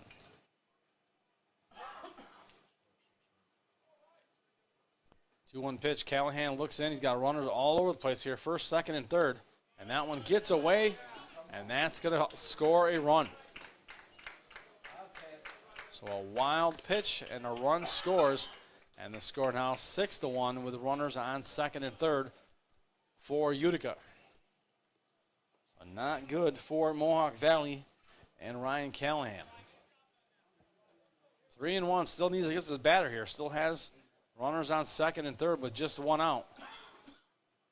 And the pitch is fouled off, and the count now full at 3-2. So again, a full count here for Ryan Callahan. Another opportunity for him to either pick up out number 2 or load the bases again here or more. 3-2, here's the pitch. And that one misses for ball 4. And again, we have the bases loaded here as Brian Guzman will come up for Utica. The extra hitter number 7 from Colby College, Duncan Colony. Sorry, the extra hitter coming up now. Number 7, Duncan Colony. As he came in for the injured player early. So here's Colony. And a pitch outside to Colony for ball 1. So 1 ball, no strikes, bases loaded. Just 1 out here, top of the 5th, 6-1 already, Blue Sox, as they're looking to bust this open even more here in the top of the 5th. Mohawk Valley looking to do otherwise. And that one's fallen off by Colony in the count 1-1. 1 ball and 1 strike.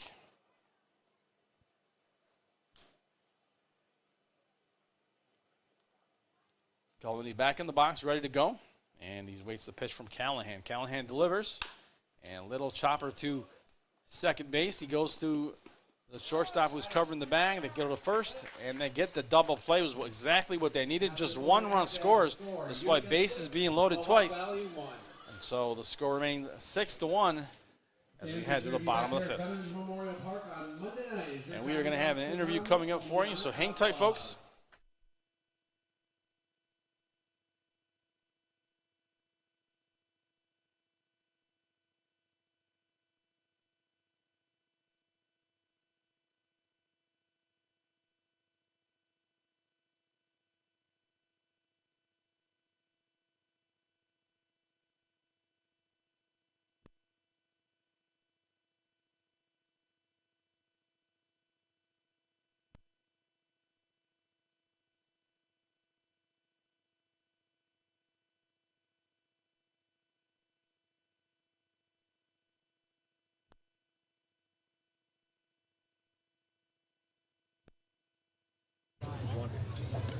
And it's Maddie back with Fan Cam. Today I'm interviewing Carlo Nicotera, Lucas Wormsley, Cooper Stoley, Caleb Pavis.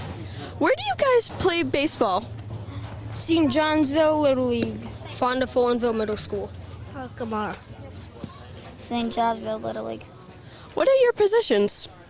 Right field and left field. Your attention, please. Catcher. Your attention. Now Mets. pitching for Utica. Yankees and DiamondDawgs. Can I hear your best DiamondDawgs bark on 3? 1, 2, 3. Woo! Back to you, Pete. Oh, yeah. And how about that, Maddie getting the fans to do a little bark there. I like it, Maddie. Great job on the interview. Saw a couple of kids there from all different little leagues talking about their favorite teams, talking about their positions, and then Maddie finishing it off with asking them to do their best bark. I love it. I love it. So we're back here. We have a new pitcher on the mound for the Blue Sox. That is number 32. It is Warren Bowe. So Warren Bowe now on the mound for Utica. They lead 6-1 as we head to the bottom of the 5th inning here. And DiamondDawgs bats need to heat up here. The last time we saw much of anything was in that 2nd inning when they picked up that run. Lots of baseball left here to be played, as Scott mentioned before. And Scott will be joining us back in the booth after he gets settled in with all his interviews and things that he just completed. So I expect him up here not too long, maybe in the next inning or so, potentially in this inning. 24 from Warner University, So Ethan Hughes will lead things off here for Mohawk Valley. He'll be followed by John Calabrese and Tyler Jones. So we get the bottom of the order, then we go back to the top of the order. And so here's Bowe, the pitcher, Warren Bowe. And that one misses for ball 1. So 1 ball, no strikes. Warren Bowe sounds like somebody who should be in a Western. He is on the mound here tonight. And that one misses for ball 2. So 2 balls and no strikes. And blessings to our PA guy over here, Josh.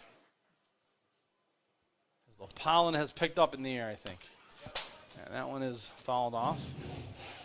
And the count is 2-0.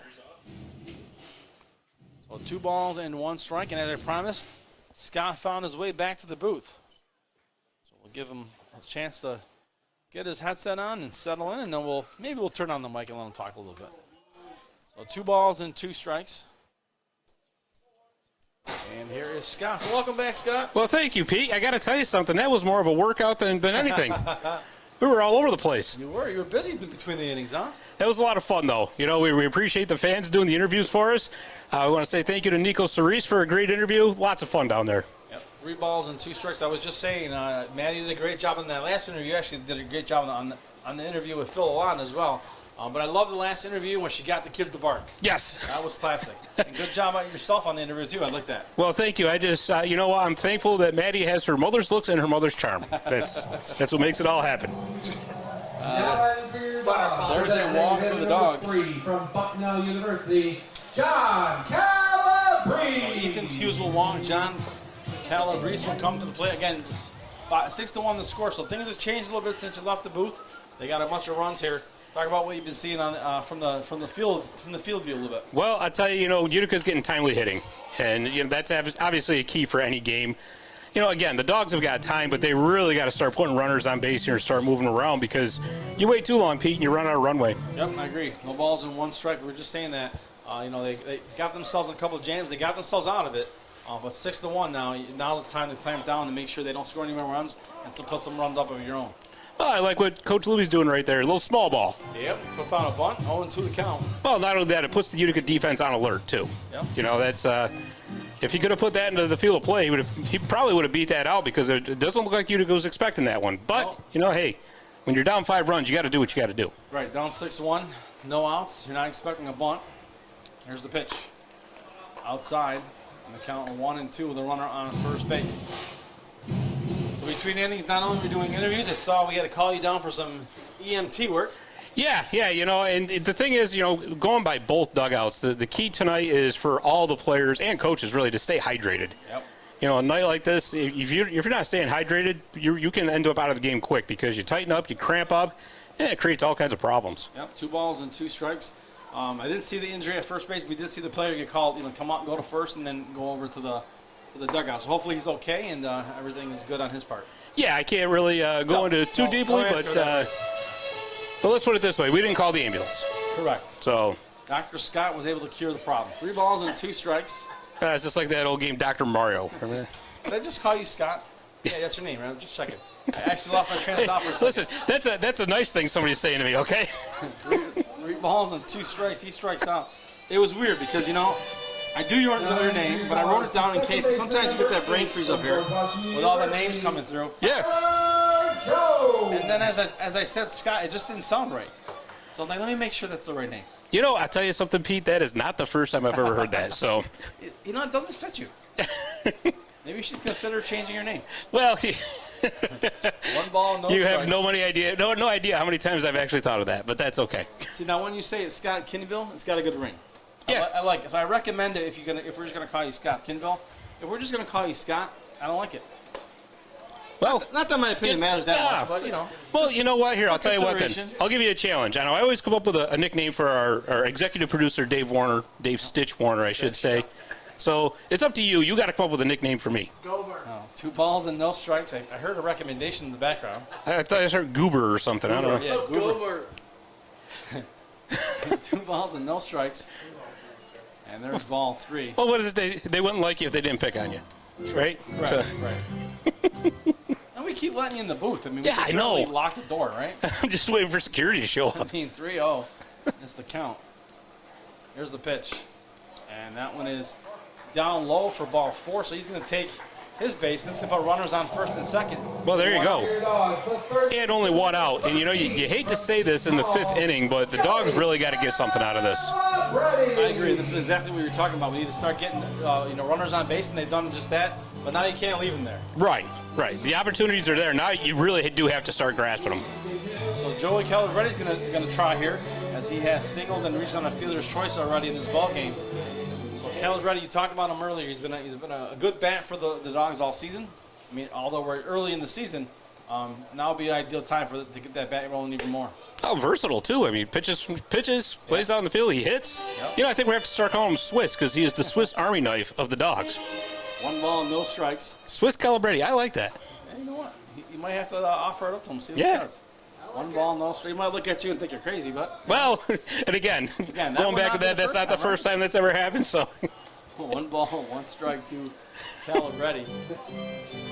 Scott does a little bit of everything here on game day. He's, as I mentioned, he's our resident paramedic.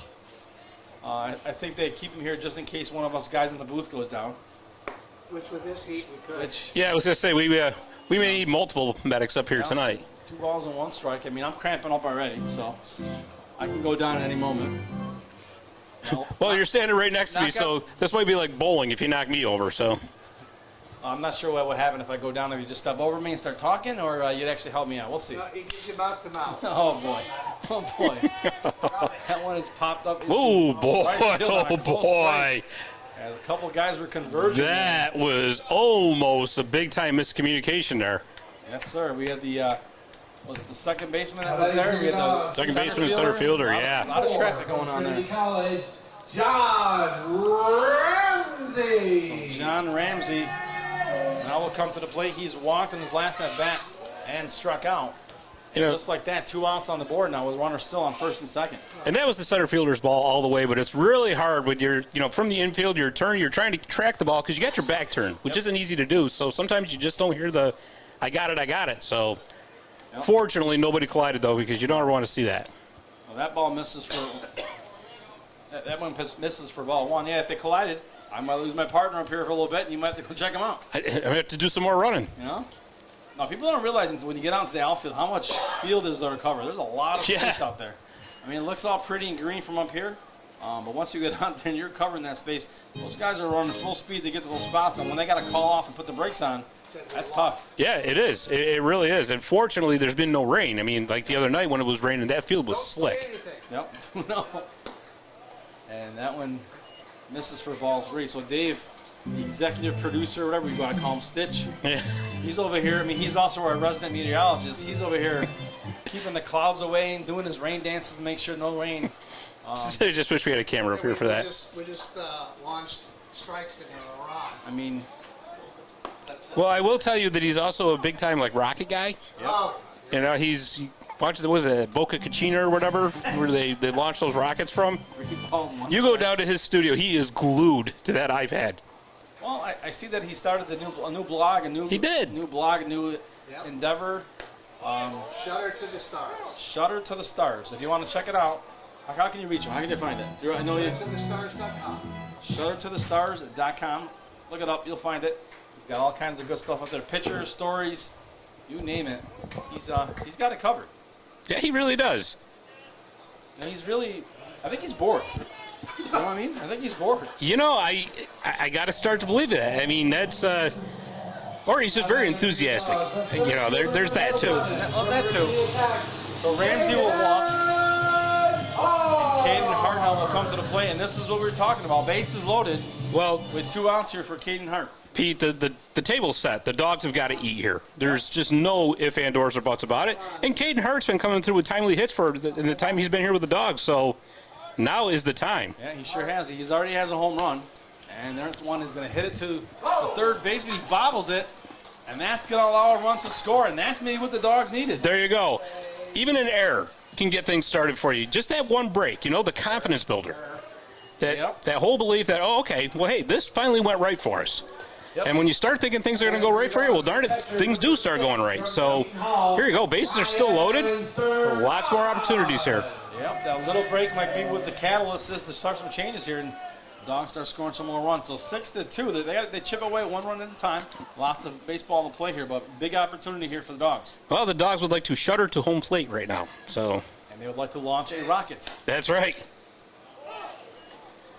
No balls and 1 strike. And we don't have SpaceX here, but we do have DaveX. Right. Every time we mention a word that has affiliation with space, we get royalties up here in the booth. So, so Pete and I are going to retire after this game. Right. Well, that one misses for ball 1. So 1 ball, 1 strike, 2 outs. Yeah, the whole space thing, I used to load a lot as a kid. I don't follow as much now, but I'm not going to lie. I have checked out the articles and the stories a little bit because I've got a little interest in some of those things that are going on now. Oh, sure. There's more happening right now there than is. ever before. 2-1. I miss the space shuttles. That's what I miss. Yeah, because growing up, I mean, we're probably dating ourselves, but that's what we used to watch. You know, right. In school, you used to get the time, you used to all sit around and watch the spaceship go to. It was cool. Yeah. It was, you know, and Space Shuttle Columbia, Endeavor. Of course, everybody knows about Challenger. Yep. I think there was a 4th one, too, wasn't there? Enterprise. Yep. And now it's a rent-a-car. 2 balls and 2 strikes. Imagine that. The Space Shuttle rent-a-car. How awesome would that be? That would be cool. Hey, that's what we can do. We can see if Travis can get that for a bullpen car. Yeah, we're working on a new contest, so we're like you said. I miss those helmet bullpen cars, too. Those are cool. 2 balls and 2 strikes. One team still has it. And that one misses for ball 3, so 3 balls and 2 strikes. The reason they're probably gone is some guy probably ran it into a wall somewhere, and now now they can't have these cars anymore. You know, it takes just can't have nice things. No, you know. So 3 and 2. And there you go. See what I mean? Keep the train moving. And another run scores. Chip away the stone, as they like to say. Yes, sir. Well, Ian Oschlager now will come to the plate again with bases loaded, 2 outs. Number 14. George is going to the mound.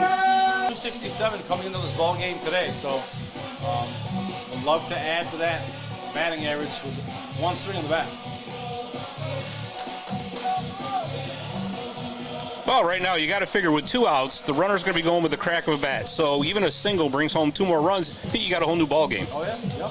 I mean, even where we're at now, 6-3, I mean, they've cut the lead in half. Yeah. And that's what they're preaching. You know, chip away, and good things will happen. But with Oschlager at the plate, it could not be over yet. 2 outs here. Let's see what he does. So Oschlager at the plate. He has struck out looking and grounded out today. So he's due for 1 here. There's the pitch. Well, he was definitely thinking about 1 on that swing, too. And that is 0-1 as he swings and misses. As he has shuddered to the stars in his mind there. He's like, I'll show you a rocket. 0-1. I can't afford this. Yeah, we'll have to start calling him bankrupt Dave Warner if we keep up with this royalties thing. I mean, the wife is home sitting listening to this. She's like, I really hope you didn't make that deal with these guys. I know, right? She is too. She's texting right. That's it. Because you know she's got the special button at home. Yeah. You know? Any moment she can just say, you know what?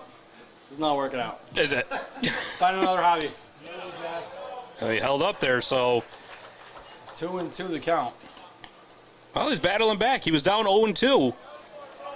Yeah, 2 balls, 2 strikes. And you know what? This is wild here. With this humidity, right now it's really tough for the pitchers to grip the ball as well. Oh, yeah. Hands get sweaty. And that one is popped up.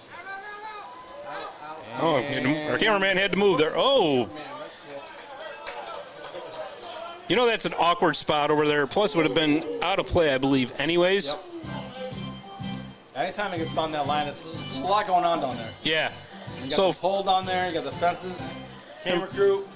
And for fans that don't know, you got the foul line, but you also, to the right of that, you have another line that if the ball goes over there, it's out of play anyhow. Right, right. It almost acts as like an invisible fence. Yep. Bullpen area, yep.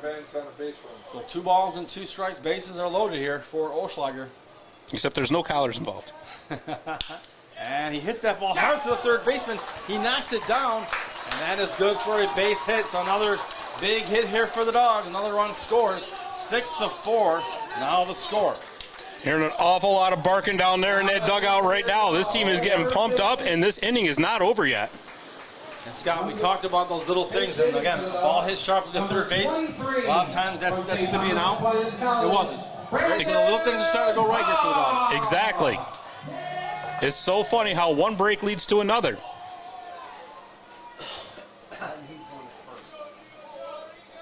Well, with 2 outs, again, bases full of Dogs all over the place here. Here's Bo with the pitch. Down low. Oh, catches the bottom portion of the play. I thought maybe it was a ball. Well, called it a strike. Just a little delayed. He might be a little sweaty, too. He's hot down there, I'm sure. Got to be with that chest protector on and the helmet. You got to feel for the umpires in this weather, too, because they're right there baking right along with the players. Yep, one ball. I was wondering, why don't you give him a chair? Yeah, right. I mean, he's practically sitting down. Yeah. I mean, get the guy a chair. I think you might be getting a call from the umpires union afterwards saying, hey, come join us. Right, 1 ball, 1 strike. There's the 1-1. And that one misses for ball 2. So 2 balls and 1 strike here. And there it is right there. Frustration starts settling in if you're a pitcher trying to get your pitch and know you just need 1 more out to get out of the inning. But, like I said, the Dogs are getting hot. They got 3 across this inning so far, and this one is not over. And that one is fouled off in the count now, 2-2. So 2 balls and 2 strikes. 2. Here's Brendan Hawk at the plate for. And that one is popped up. And everybody got under it. And the shortstop makes the grab, but the Dogs put up 3 runs. This is the different ball game here, folks. 6-4. As we head to the top of the 6th. Back after this. You guys need anything to drink? Yeah. What do you want? At NBT Bank, we know that this day starts with this one. What color?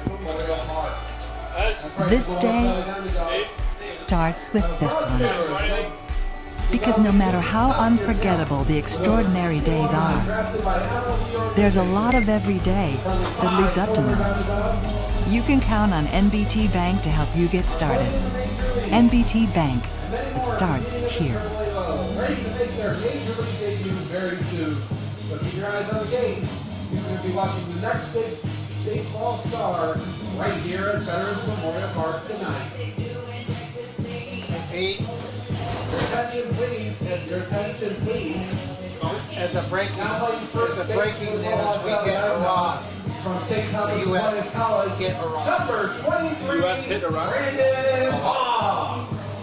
So, 3 strikes last night, I heard. Can you cover for me? Yeah, Trump is going to address the nation at 10 o'clock. Yes. Fans, get out those 50-50 tickets. We got 3 prizes tonight. The 3rd prize is a pair of DiamondDawgs shorts on a pink ticket for $6.80.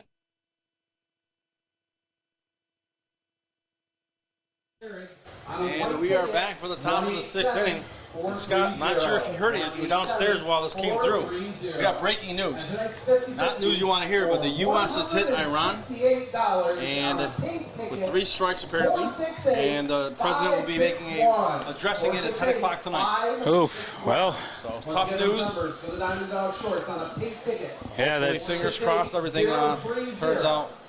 You know, it's times like this you're thankful that you can be here at the ballpark to watch baseball, because as much as you want to see your team win, there's much bigger things going on in the world. Right. These here are the little things, and we talk about how passionate we get about sports, and sometimes sports is our getaway, right? Right, exactly. Lots going on in the world, and hopefully let's just keep everybody in thoughts and prayers and make sure. And we're gonna lose Scott here. He's got to work on some EMT stuff, so he'll be back. So as Scott heads down to tend to his EMT duties, I'll take it over from here. So for the Blue Sox, it is number 2 coming to the plate. And who we got here? Josh? Number 2? Oh, sorry, Jaeger Naylor, the batter. And here we go. And he will foul that one off. And they count 0-1. So no balls and 1 strike to Naylor. He has walked and singled here tonight in 6-4. Now the score here in the top of the 6th. The Dogs have cut into this lead, slowly clawing themselves back in. That one misses. 4-1 on the count now, 1-1. So a ball and a strike. As Naylor is ready to go. And Callahan looks in, he sets, and he's going to deliver on the 1-1 pitch. Here it comes. And there is a strike, good for strike number 2 in the count now, 1-2. So ahead in the count here is Callahan. This Dogs looking for a nice quick inning here if they can get it and go back to work in the bottom half of their inning. Here's the 1-2. Outside for ball 2 in the count 2-2. So 2 balls and 2 strikes to Naylor. Naylor steps out of the box before he makes his way back in. 2-2 the count. Callahan shakes one off from his catcher. Now looks like he agrees on the pitch. 2 balls and 2 strikes. He's going to kick, wind, and deliver. And he does so outside. And the count full at 3-2. So 3 balls and 2 strikes to Naylor. Well, 3-2 count, full count on its way here from Ryan Callahan. Here's the windup and the pitch. And called strike 3. Naylor threw his bat away, thought he was going to be taking a walk down the first. Not this time, as he called strike 3. From Lehigh University, Joey Esposito. So Joey Esposito now will come to the plate with the 1 out here for the Blue Sox. A right-handed batter ready to face Callahan. Esposito hit by a pitch, also a sacrifice bunt earlier in the ball game, and he takes strike 1. So no balls and 1 strike here to Esposito. Callahan winds and delivers, and again missing that time down low in the count, 1-1. So a ball and a strike to Joey Esposito. Waldy Rodriguez on deck. 1 out, nobody on. Here's the pitch. And big swing and a miss. And that is a strike 2 to Esposito. And so Callahan looking for 1 more here to pick up out number 2. 1 ball, 2 strikes. There's the windup, the pitch. And there is a strike 3. And down goes Esposito for out number 2. Now batting for the Blue Sox, the third baseman, number 31. So Waldy Rodriguez now, the batter. He's the second baseman. He has struck out and singled here tonight, has Rodriguez. So Waldy Rodriguez with 2 outs, nobody on, in the top of the 6th. Blue Sox ahead 6-4, and that pitch misses for ball 1. 1-0 count now to Rodriguez. Right-handed batter is Rodriguez. Callahan sets Winds and delivers, and that hits him, I believe, or no? No, it did not. He backed out, and the count is 2-0. So 2 balls and no strikes. So 2-0 count to Rodriguez. And Scott will be back here in a moment as I'll put him right on the air as he comes back from his EMT duties. So welcome back, Scott. I know you have some work to do. All right. With your EMT stuff, so welcome back. Well, I tell you, Pete, this keeps off working in your EMTs. There's a strike, 2 balls and 1 strike to Rodriguez. So 2 outs here, Scott. Well, this is what you want if you're the Dogs, right? Yeah. Big 5th inning. And now, coming into the top of the 6th, you're holding the Blue Sox back, really. Yep, 2 balls, 2 strikes. That's what I said. They're hoping for a big inning here for a quick inning, I should say. A quick inning for Mohawk Valley. Get out of this inning and go right back to work in the bottom half of the inning. Exactly. 3 balls and 2 strikes. Here's the 3-2 pitch. High cheese. Big swing and a miss, and that'll do it for the inning. So the Dogs are going to go back to work in the bottom half of the 6th. He scores 6-4 Utica. Little Falls, New York combines the charms of a small town with the conveniences of a much larger city.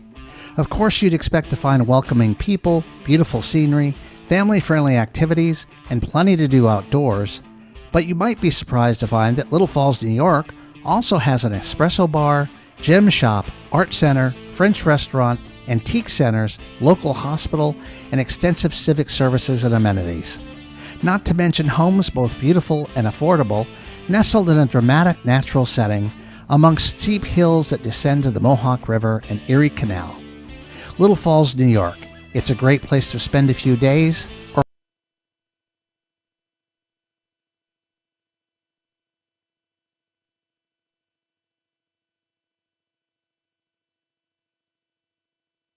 Wake up and smell the sizzle at your local Burger King. Burger King is open for breakfast 7 days a week. Your mornings deserve the royal treatment. So dive in to try our delicious breakfast sandwiches, savor our savory hash browns, and wash it all down with a hot or iced coffee.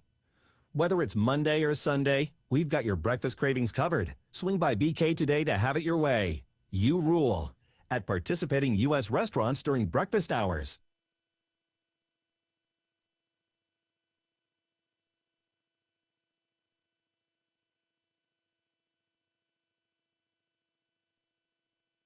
On the season, move up the standings, right? Well, exactly. And, you especially going into these later innings, but you know what? If you're Utica, you got to do what you got to do. Right, you got to pick up those wins early on in the season, move up the standings, right? Well, exactly. And, you see the Dogs are building momentum. And now, not only did they have a big inning when they were up to bat last inning, but they shut them down in the top of this inning. So, if you're Utica, you want the Dogs getting no more momentum whatsoever. And, of course, if you're the Dogs, you're getting those bats ready to go, and you're going to start barking. Yep. You got it. All right, last warm-up toss is complete.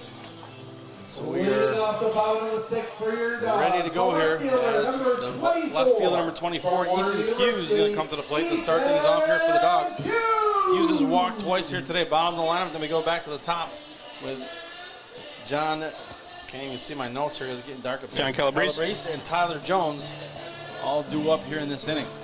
Well, they call Ethan Hughes the Gator, so you know he wants to take a bite out of Utica pitching right now. Drink that you want. Absolutely. You got great food at the concession stands, and of course you've got Dawgs swag at the concession stands, and of course you've got Dawgs swag right down here at the bottom of our booth. So what more could you possibly want? Exactly. I agree.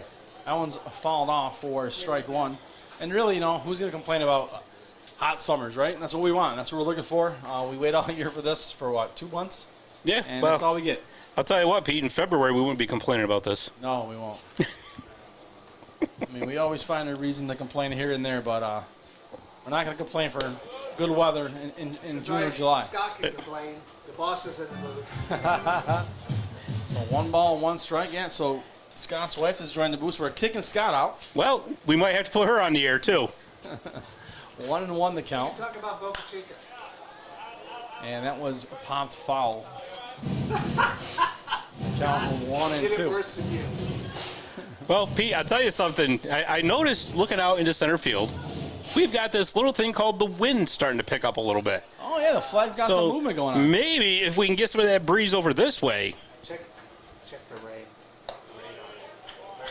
1 ball, 2 strikes. That one misses for ball 2. So 2 balls and 2 strikes. So it was just requested by our executive producer Stitch here to check the radar. So Isn't that he's the resident meteorologist? well, you know what though? He's delegating authority right now. He's got the satellite dish set up here in the booth. Yeah, he's launching into space, so I got to be down here on the ground getting the 2 radar. strikes. There's the pitch. Yeah, once that wind starts to shift, sometimes that's when you know the rain's coming. So the flag now blowing from left to right. 3 balls and 2 strikes here to Hughes.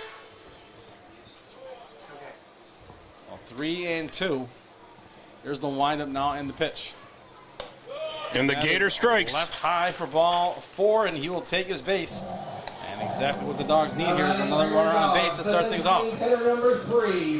Well, now you're to the top of the order, and with Hughes getting on as the ninth batter, all options are on the table here for Coach Luby. Right. You never know. He's already proven he's not afraid to play small ball. Might see it here again.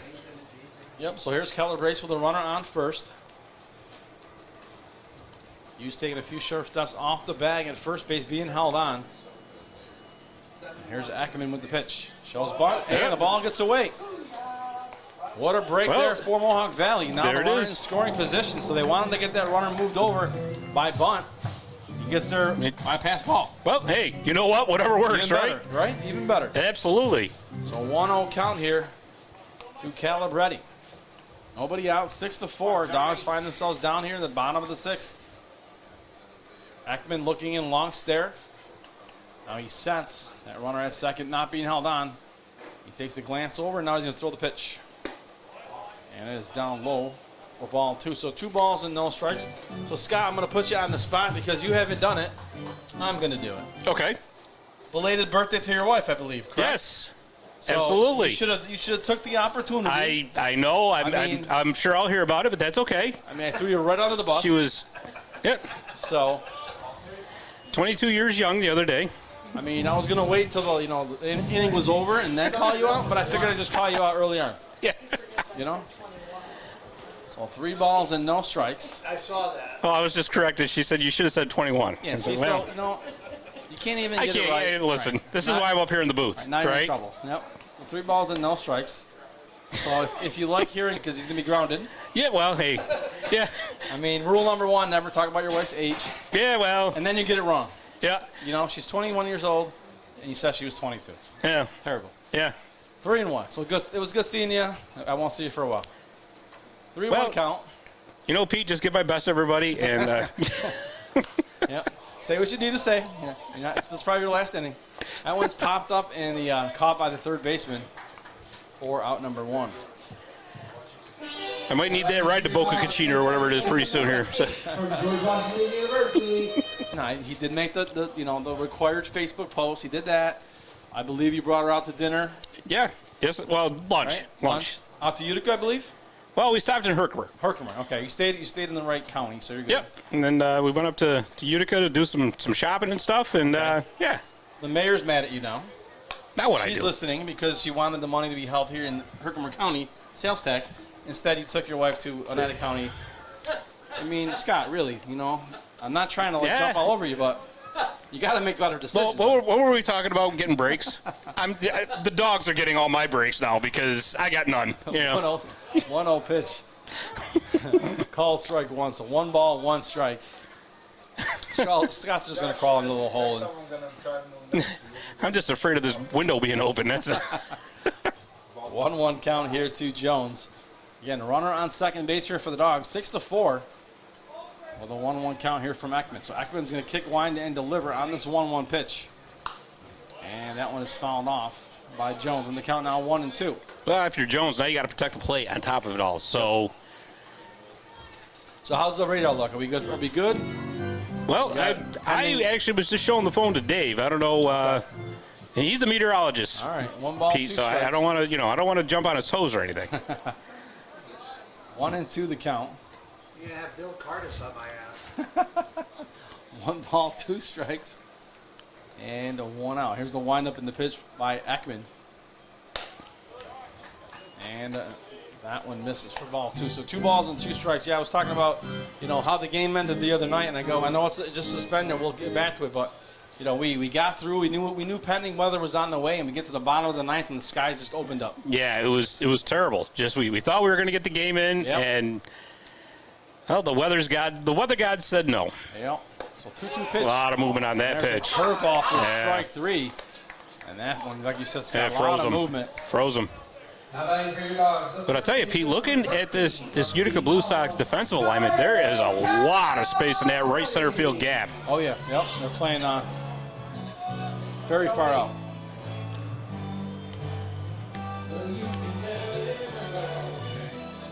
Coming to the plate now is Joey Calabresi. Calabresi with a pop-out in his last at-bat. He's got 2 outs here. The runner on second base. They would love to get this run in. The mayor says she's listening. The mayor is listening. Yep, and there. Yeah, I guess I'm done then. That's a sales tax thing that got us. Yeah, here we go. I was just going to say how great the roads look and how everything looks beautiful in the city when I drove through here. That was my comment. You couldn't even get to the field. Somebody suck it up. Yeah.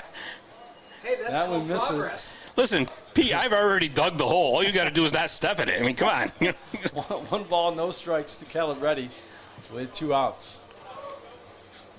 Runner on second base, taking a few steps off the bag. Second baseman is kind of creeping just a little bit. And he's going to back off. Yeah, if you're Utica, you're not going to throw back there and check on him. I mean, there's 2 outs. Yep. Why risk having anything going to the outfield? 2-0 count now to Calabresi. And again, with 2 outs, he's going to be running in the contact. So for Calabresi, you gotta, if you're not going to draw a walk, you gotta make contact gotta here. Put this ball in play here. Got to. Count. And that one is left high by Calabresi. So 3 balls and no strikes. Well, he's into a hitter's count now. Laid off that high cheese. Yep. Or as our good friend Lou used to say, nachos and cheese. Nachos and cheese, right? Yeah. Extend out the cheese, the E's in that cheese, right? That's right. 3-0, 2 outs. Again, that runner taking a pretty generous lead over there. Here's the pitch. Outside. Ball 4, and the Dogs now have runners on first and second.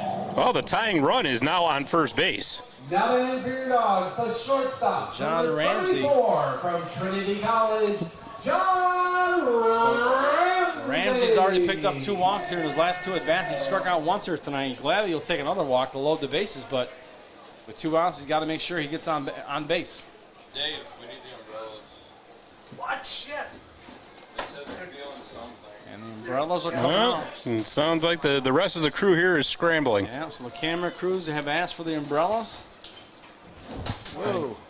And you're on my cord. Oop.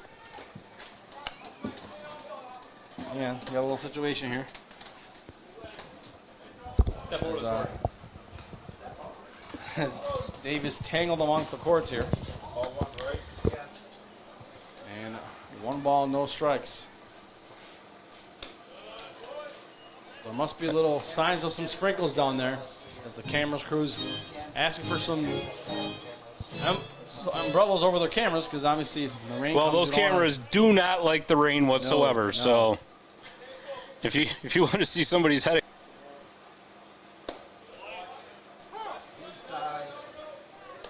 And the count now 2-1. So 2 balls and 1 strike here to Ramsey.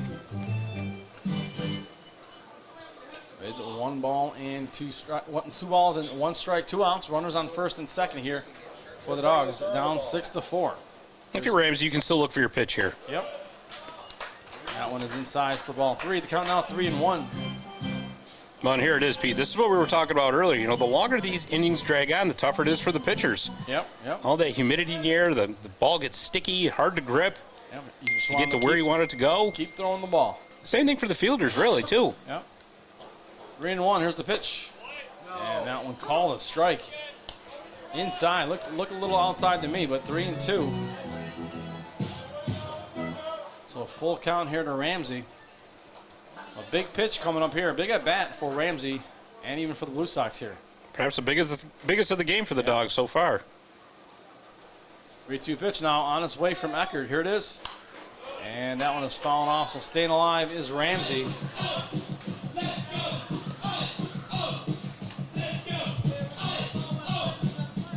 is going to head back to first and second after the foul ball. Ramsey going to step back into the box. And Eckert back on the hill here for the Blue Sox. 6-4 is the score. Bottom 6. Lock and change here with a swing of a bat from Ramsey. Well, if you're Ramsey, too, you're in that mode where you got to protect the plate, but you're also looking to get a base hit. Right. 3-2. Here comes Eckert with the pitch. Runners take off. The pitch is high over his head. And bases are loaded now for the Dogs here in the bottom of the 6th. Now batting for your Dogs, the center fielder number 11 from Virginia Tech, Caden. You're Utica. This is not a guy you want to see coming up. Oh, you said this earlier, Scott. Caden Hart is the guy that's been hitting the ball pretty well here for Mohawk Valley. He's got a home run for the Dogs already. So this is Virginia Tech Hokie. Yes. So 2 outs, bases loaded for the Dogs. They can blow this thing open right here. And that one is high for ball 1. So this is Scott where the pitcher starts getting a little more intense. You got bases loaded. Even the guys behind him, you know that there's a little more pressure on with the bases loaded. Absolutely. Absolutely. And it's, like you said, pressure on, but pretty much on everybody, though, too. Yep. It's not just the Blue Sox here. It's Caden Hart. Yep. Caden knows he's got to keep the train going. Yep. There's a little off-speed pitch there. He swings and misses. And they count 1-1. Well, ball and the strike, 2 outs for Caden Hart at the plate. Again, Dogs all over the place here. And that ball is hit sharply to third. There it is. And he can't make the play. 1 run scores. Here's run number 2. And this Running ball on game contact, is tied. and there it is. So a tie ball game here in the bottom of the 6th as Caden Hart comes through. And Scott, you said it. He was the guy they wanted up there. That's right. Not the one that the Blue Sox wanted up there for sure. So with that, a trip out to the mound, and we may have a pitching change. Ryan Sternod will come up to bat, and the pitcher already halfway here as he was walking on the bullpen. For customized pricing, free next day delivery, and personalized service. With our wide assortment of office supplies, janitorial supplies, furniture, and everything else you need for your workplace, Hummel's is your go-to for all your business products.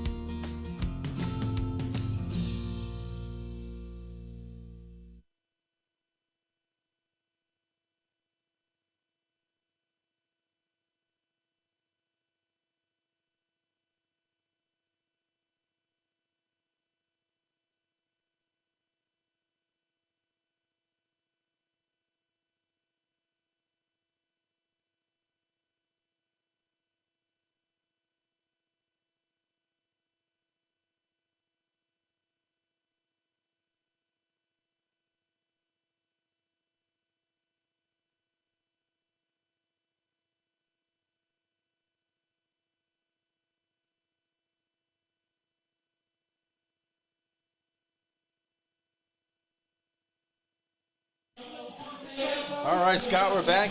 New pitcher on the mound is going to be Matthew Callahan. So that's going to be the second Callahan in the game. The first one you weren't here for, that was Ryan Callahan. Same player that was the New York Rangers. I was just going to say that. It all goes back to hockey. I knew you would like that, right? I knew you'd like that. You know, you talk about, we don't want to talk about hockey now because we're in baseball season, but we can talk a little bit about hockey. When's the podcast coming on? I told you. I know. We've been busy. We gotta get another one out there. I know. Yeah. It's always fun to hear you talk to those local coaches and bring the attention to the local guys because we talk about the NHL they get enough coverage. Sure. It's the guys here locally that is great to hear. Well, thank you. So, like I said, we love doing that show and Central New York Hockey Report podcast. Just a cheap, shameless plug there. And no, as soon as we get everything settled down, we're gonna do a couple more episodes over the summer here. Keep it going, and then we'll hit everything full throttle right around September, October. And that's the thing. Before you know it, we'll be back in September, October, and we'll be back into hockey season. Exactly. Well, let's not rush it. So Matthew Callahan, the new pitcher on the mound here for the Blue Sox. Catcher number 6 from St. Paul, Ryan Sternod. So Ryan Sternod's going to look to keep things going here for Mohawk Valley. With runners on first and second. Ball game tied at 6, 2 outs. So Sternod looking to keep the train going here. We get into the late wee hours of the night here at Betts Park. But we got a whole new ball game. We do. I always say, I'm not sure what time it is, but The 9 o'clock train usually comes through Little Falls. No balls and 1 strike. I always tell fans and folks, don't worry, if you miss the 9 o'clock train, there's also one that comes at 11. If you miss that one, then you're stuck in Little Falls for the night. Here's the 0-1 pitch. And that one's a swinging foul tip, and the count now 0-2. So no balls and 2 strikes. So one more strike needed here for Callahan to get on this inning. 0-2. Callahan winds and delivers, and that one's popped up into right field area. A couple of guys going at it. First baseman makes the grab, but the DiamondDawgs put up 2 runs, and they tie this game as we head to the top of the 7th. Tied 6-6. Back after this.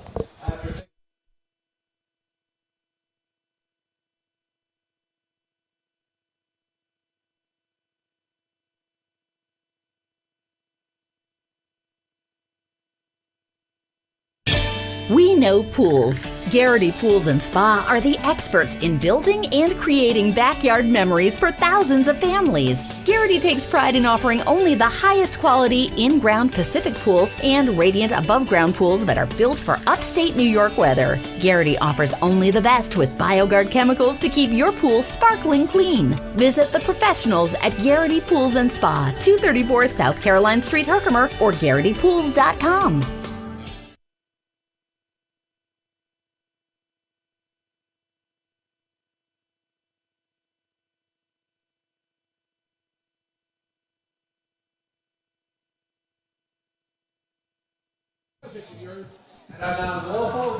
All right, we are back for the start of the 7th inning. Ball game knotted at 7. Ryan Callahan is the pitcher on the mound, taking his last few warm-up tosses for the inning here.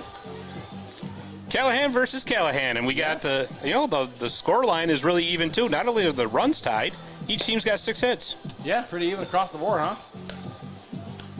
Yeah, well played. Well played game. I know the Dawgs got down early, but they battled back.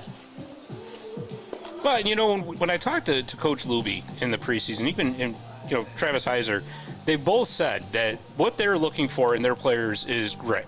Yep. They want players that don't give up, that give it their all every single time in, time out, and that's really starting to show. I mean, they were down 6-1. Yep. They could have just packed it in and said, this one's over, it's hot, let's just get this game over with and get out of here. But they didn't. They fought back, and here we go. We got a whole new game. Yeah, I say that every year. We see that every year. We see that these guys battle late in the games. You see it all the time. You're late in the game, and all of a sudden they rally back. You want that team that's going to battle all the way. Well, you definitely don't want to leave the ballpark early when you come see the DiamondDawgs, regardless. I agree. So Matt Colella is the batter here for the Dawgs in the top of the 7th inning. So again, Dawgs looking for the same thing they did last inning. Looking for a quick inning, get in, get out, get back to work in their bottom half of the inning. So it's top 7 here. Here's the pitch. And right down the center of the plate for a call, strike 1. So 0-1. So just if you joined us late again, we just want to let you know about the news that came through earlier. And that pitch, swing and a miss for strike 2. So the U.S. has hit Iran with hearing 3 missile strikes. And the president will be addressing the nation at 10 o'clock tonight. So well, there's a start you wanted if you're the Dawgs right there. Yeah. 3 pitches, 3 strikes, 1 out. How you want to do it? Number 14 from Hope International College, Ryder Showalter. So here is Ryan Showalter, and we had to lose our guy again, the EMT. He had to go do some work downstairs.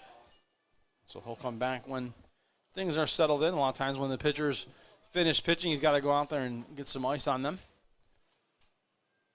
A lot of pitching changes tonight. He's been busy at work doing some of the EMT duties as well. Here's the pitch. It is high, and the count 2-0. 2 balls and no strikes now to Stonewaller. Stonewaller has grounded out and doubled and struck out. I'm sorry, doubled, grounded out, and singled tonight. And that was inside. And the count now 3-0. So 3 balls and no strikes to Stowasser with 1 out. Top 7, here's the pitch. And there is ball 4.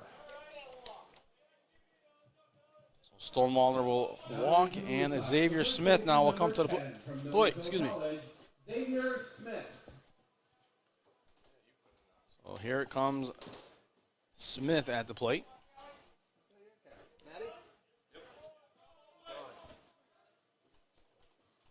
So with 1 out, here is Smith. And the windup and the pitch called a strike. And the count 0-1. No balls and 1 strike to Smith. And they throw back to first base. And the runner slides back quickly. So 0-1 the count, 1 out. Ball game tied 6-6 here. Top of the 7th from Betts Park in Little Falls. And that is popped foul. And the count 0-2. Bunch of kids running for that foul ball. Always love getting the souvenirs. Always a great opportunity here to get a souvenir when you come to a DiamondDawgs game, especially if you're hanging out in the tennis courts. And that ball is popped up, another foul ball, and it's going to be out of play, this time in the stands. So those kids that ran after that last foul ball went in the opposite direction, so they're not going to be able to get this one. So 0-2 now the count to Xavier Smith. He was hit by a pitch in his last at-bat. He also singled tonight and grounded out. He's got a runner on first base and a 1 out. 0-2 now. He's going to step off the rubber. Will Callahan. And that's Ryan Callahan. Matt Callahan is the pitcher for the Blue Sox. The 2 Callahans going at it here late in the game. Another foul ball, this time same spot into the tennis court area.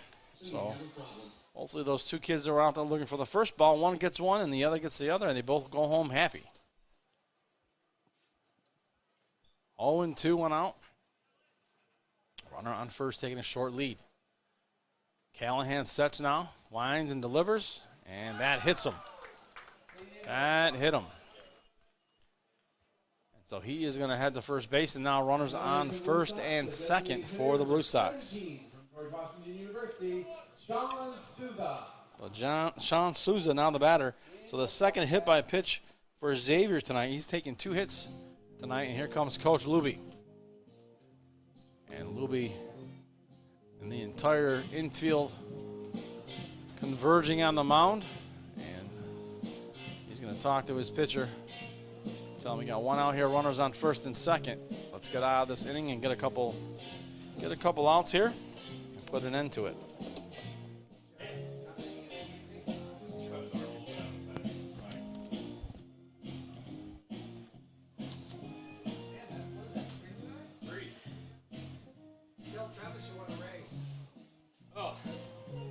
So 1 out.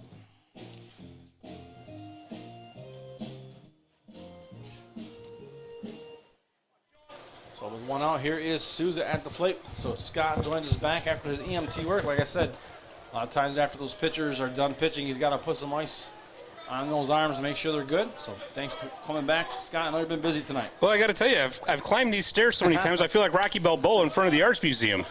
That one's fouled off. It's the library.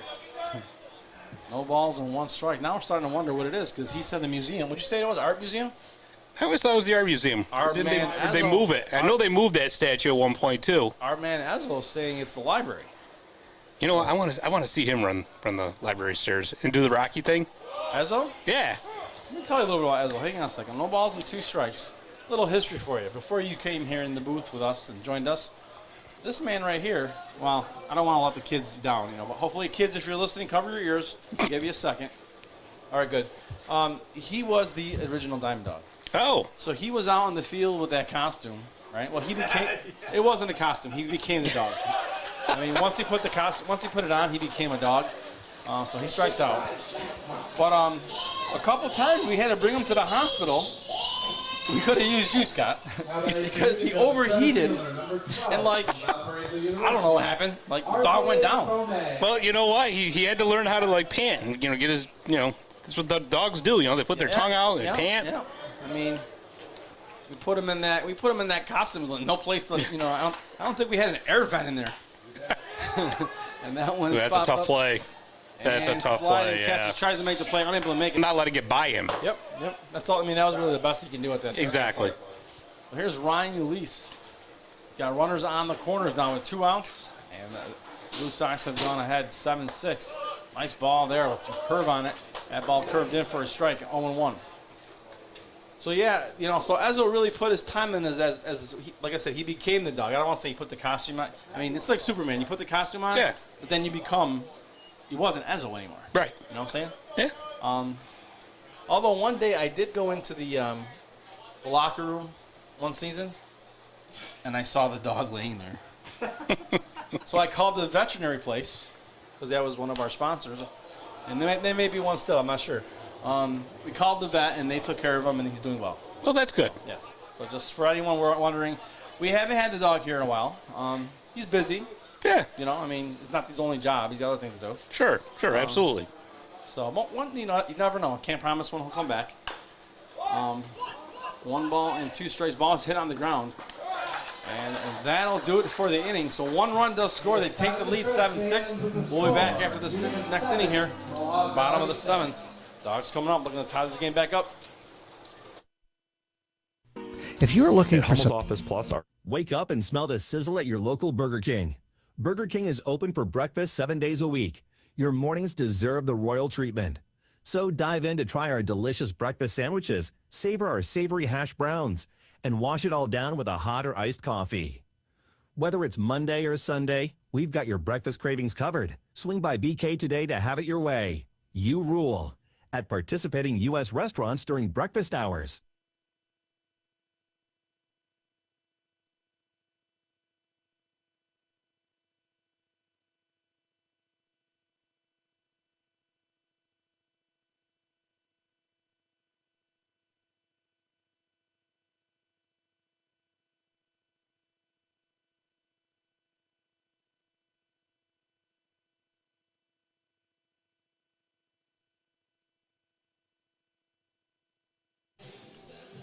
And we are back for the bottom of the 7th. Dogs got to get to work again, finding themselves down 7-6, 1 run allowed that last inning.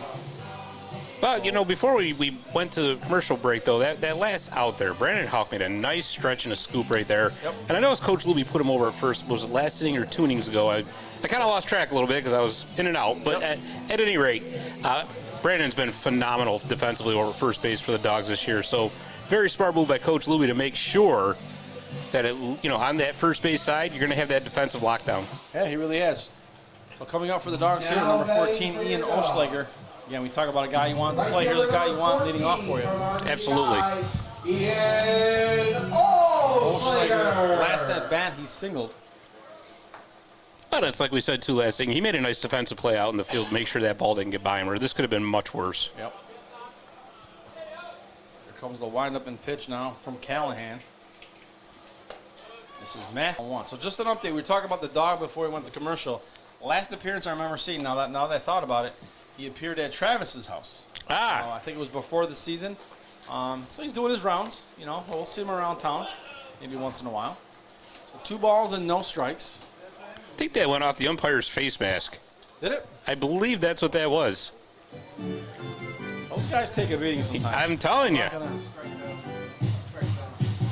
I mean, to sit there and call balls and strikes all game, you're squatting all game.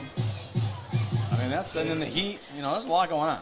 I tell you, we may not like the calls they make sometimes, but you got to give them credit for hanging in there, though. Oh, yeah. And we're quick to jump on everyone's so quick to jump on the umpires, but no one really appreciates. I mean, get behind there, put that gear on. Yeah. Sit there for 9 innings. Well, especially on a night like this. Right. I mean, sit there for 9 innings in the heat, crouch down, and tell me how you feel later. Yeah. So 2 balls and no strikes. I mean, I'm not going to lie. I'm just sitting here in the booth. A lot of times I'm standing up because I don't like to sit down, and there's nights where I'm feeling pretty drained after I leave here. Like tonight? I'm good right now. You got your second win now? I'm good right now. 2 balls. The naps worked? Yeah, I'm good. It's funny because you cannot. There's days where I've had a good day's sleep, everything's good, and I come up here and I'm like, oof, it's a little rough. And then there's other days where I think it's going to be rough, and I'm doing great. So I don't know. And that one almost hit him. 3 balls and a strike. And I think, sometimes it's funny because sometimes you're just on a roll and everything rolls off your tongue. And it's just like being a baseball player sometimes. I'm not comparing myself to a baseball player by any means, but sometimes you're just on a roll, and other times you just things don't come out right. That one's popped up high, and the second baseman makes the grab for out number 1. That's too bad for Oschlager, too. He was in a hitter's count, and he just got jammed. Yep. Now batting the first baseman number 23 from St. Thomas Aquinas College, Brandon Hawk. So here's Brandon Hawk. We were giving him a little kudos a little earlier about the good play he made at first base, and here he is at the plate. He's a defensive stalwart, and he can get you a timely hit as well. Yep. So 1 out, nobody on. Bottom 7s. We're getting to the late innings here in Mohawk Valley. And that one down low for ball 1. So 1 ball, no strikes.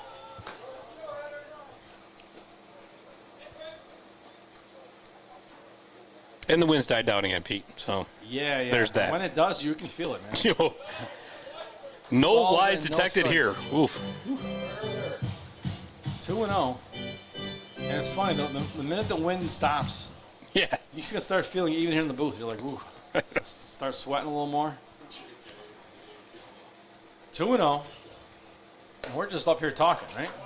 Well, I mean, we are contributing to the hot air up here. There's no doubt about that. But, you know. I'm not going to lie. The two of us probably put out a lot of hot air. Sure. 3-0. 3 balls and no strikes.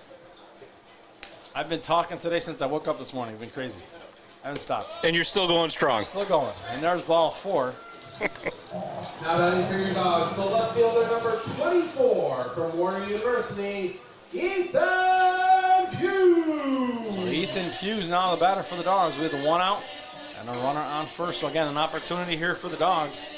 All they need is 1 run to tie this thing up. And that tying run is at first base. The go-ahead run at the plate with Hughes. Well, and I had said, last inning that there was a big gap in right center. Well, it looks like Utica has actually moved their left fielder and their right fielder over towards center a little bit. So now the lines are a little bit more open. Yeah, and the left fielder's playing a little bit farther back than the other two. That ball takes a bounce in the dirt, stopped by the catcher. Nice stop there by the Utica catcher, Joey Esposito. Yeah, it sure was, Pete. And like we talked earlier, there's so much room behind here. Oh, yeah. You cannot let that ball get by you if you're a catcher. 1-0 count. Runner on first, taking a short lead. Here's the pitch. And big swing and a miss by Hughes there, and the count now even at 1-1. So a ball and a strike here to Hughes. Again, bottom of the lineup is Hughes, and then we go back to the top.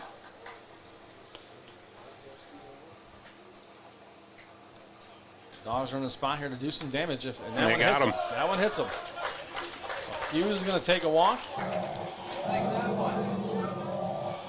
Well, there you go, Pete.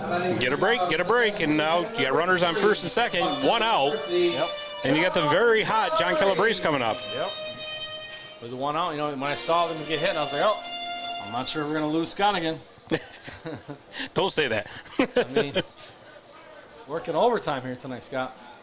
Scott's our resident EMT when he's here for the games. We thank him for that. That's his career. He's a firefighter. That's what he does on every day. Oh, we're multitasking tonight. Yes. And that ball hits. And there you go, a little flare. That's going to land. Left field. No, it's not. Left field going to make the grab. It looked like it was going to give it a ride, and then left fielder just popped out of nowhere and made the catch. That heavy air, too, it hung up. And, like I was just saying a little while ago, Utica's got their left and right fielders pulled over to center a little bit more, making that play much easier than it would have been. Yep. Well, here's Tyler Jones. Jones, again, runners on first and second here for the Dogs. 2 outs. Big opportunity here for them to tie this game up or go ahead. Callahan taking a long look at that runner at second. And now he delivers the pitch and swing and a miss for strike 2. So quickly, 0-2 now is Jones. Callahan right where he wants him here with an 0-2 count. Dogs don't want to leave these 2 runners stranded here in the bottom of the 7th inning. Down 7-6. Here comes the pitch from Callahan. 0-2. And hits that to the second baseman. And he's going to throw over and get the force at second base to end the inning. Well, that'll do it. Runners left stranded. The score remains 7-6. Utica Blue Sox. We head to the top of the 8th. After 7 full, it is the score. Spring into action and get started on your home projects with Little Falls Lumber. Get your free estimate today for that project, big or small. Little Falls Lumber. They're always happy to help. Stop by one of our 3 convenient locations and speak to one of our knowledgeable salesmen about your next project.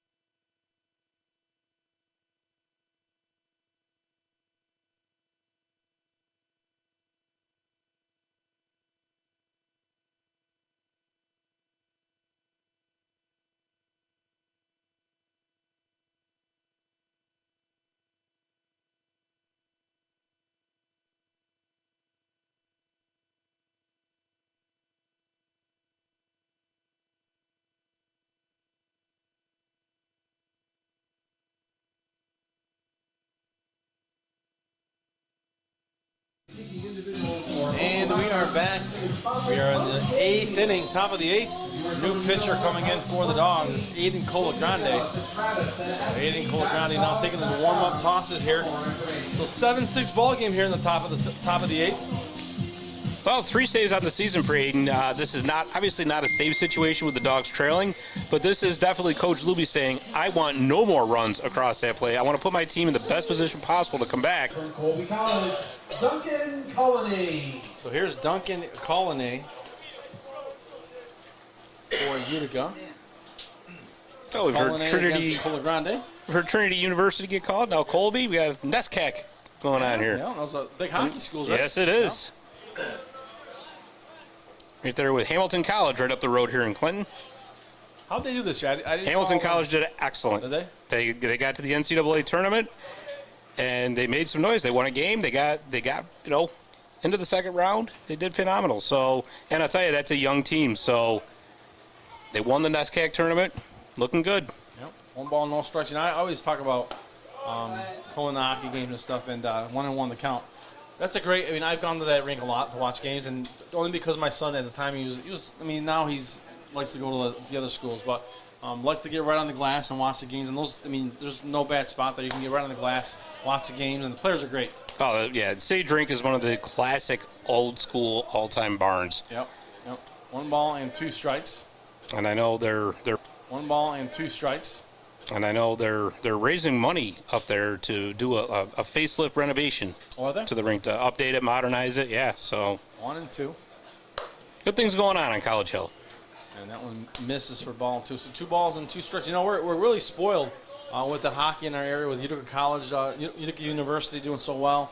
Hamilton right down the road from us. You got Colgate not far away. Herkimer College has a phenomenal baseball 2 team. balls and 2 strikes. I was talking hockey, but. Oh, yeah. Yeah, but baseball, too. Sorry. As they swing and a miss for a strike. What? Yeah, we could talk about the baseball teams in the area, and same thing. You know, I mean, Utica always puts up a good squad. MV, yep. Herkimer. I mean, there's all kinds of good baseball around here. Yep. Yeah, we're lucky. And then you got the 2 collegiate baseball teams here with Mohawk Valley DiamondDawgs. You got the Blue Sox. You got Boonville, not that far away. Amsterdam, if you want to make the trek a little further. Oneonta, I heard Oneonta. That's a great place to see a ball game. Brooks Barbecue right down there. Yeah. It's a good day trip, huh? Oh, that one is. We'll have to make that sometime. Follow. Yeah, you know what? I've made my way around to the different places. I've been to Socrates. That's a nice field. I've been to Boonville. I've been to Amsterdam, obviously. I was at Albany when they were playing. I don't remember where they were playing at the time, but they had it when they were playing in the league. I made a trip down there. They Siena. 1 ball, 1 strike. I think I went down to Jamestown one time. Yeah. When we were playing in the. We were playing in the. Our roommate. Yeah, it was a good time. Of course, Oneonta, the former home of the Yankees, the Oneonta Yankees. John Elway played there. 1 ball, 2 strikes. Yeah, Nader. Isn't that the guy who was there? Is that the guy who owned the team? Nader? Yes. Is that his last name? He was like a legend in the baseball community. Yes, he is. 1 and 2. And that is popped foul. Yeah, you know, when you look back at the history of this area and just baseball, you know, we're just talking strictly baseball. It's so deep, it's so rich. Oh, it really is. It is. It really is. And don't forget, we got the Baseball Hall of Fame itself right in the middle of it all. Yeah, and something that people don't even talk about as much, the New York State Baseball Hall of Fame. Sure. That's out in Troy. Is it Parkhurst Stadium? Or Parkhurst Park? Or I can't remember where it is. Would you say Troy? Was it Troy? No, Gloversville. Gloversville. I'm sorry. 2 balls and 2 strikes, yep. I think it's called Parkhurst Field. They just redid that field. Yes, it's Gloversville. My apologies. And if you look at that, I mean, there's the history behind that park is amazing who's played there. Yes, because the New York State hockey induction ceremonies are in Troy, so I got a little mixed up there. Oh, okay. It's the Heat. 2 strikes. Heat's getting to me. Yeah, I know the guy who runs those Hall of Fames, the New York State Hall of Fame for baseball, basketball, and hockey. Rennie LaRue. Yep. Spit that out in a second. For a while, he's been looking for a spot for the New York State Hall of Fame. Yep. I interviewed him once. Great guy. Yeah, he's not. I hung out with him. I think it was in Cooperstown like a year, and phenomenal. Another guy who just does it because he loves it. Exactly. And that ball is falling off, and the count's going to remain 2 balls and 2 strikes with a 1 out here. In the top of the 8th inning, 7-6 the score. Blue Sox ahead.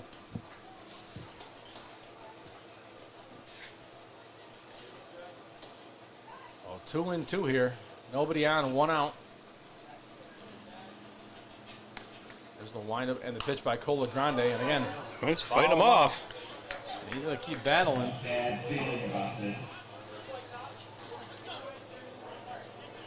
And I've always felt that the longer that counts go, the more advantages to the hitter.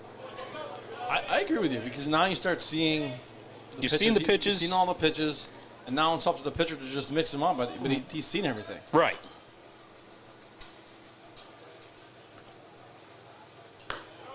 And that one misses outside for ball 3. And I think, Scott, the other thing is the longer it goes, right? I mean, it's easier. University, Joey Esposito.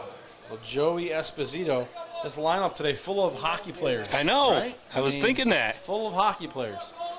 Phil Esposito, Tony Esposito. You know, you talk about, obviously, look at baseball, right? There's so many families that played. You know, the Alomars, you can go on and on. The all the different names, right? But same thing with hockey. I mean, look, there's so many great families who played hockey. And I just saw recently, that one's fallen off into the stands.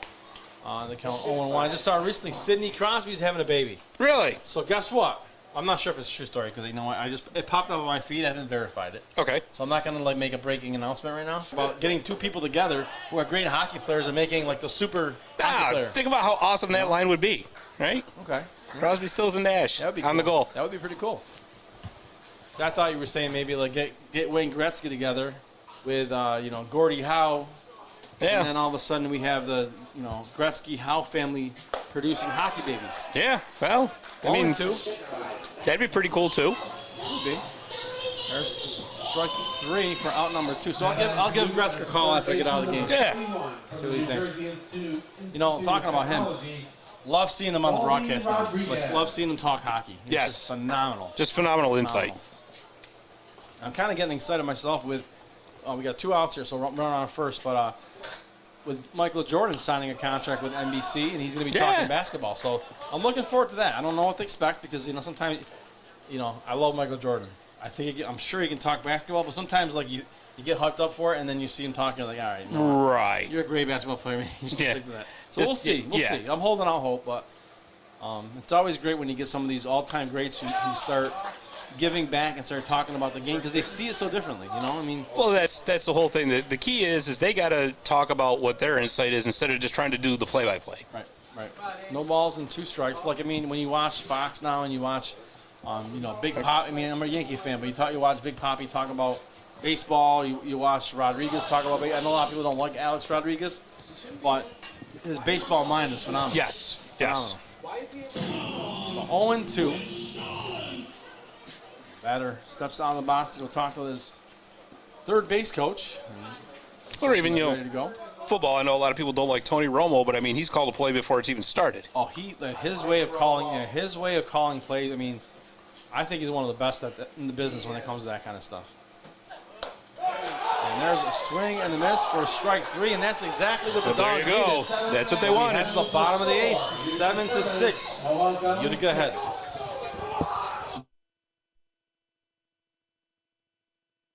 If you are looking for some shopping and dining, head on over to Canal Place, where you will find quaint shops, galleries, restaurants, and inns situated in the old mill buildings and storefronts along the waterfront of Canal Place.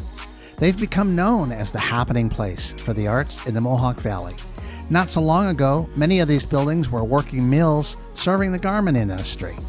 Even today, after conversion to serve as retail space, many of these rugged but lovely structures speak to our great regional manufacturing heritage. If you're looking for fine arts, entertainment, or antiques, you simply must pay a visit to Canal Place.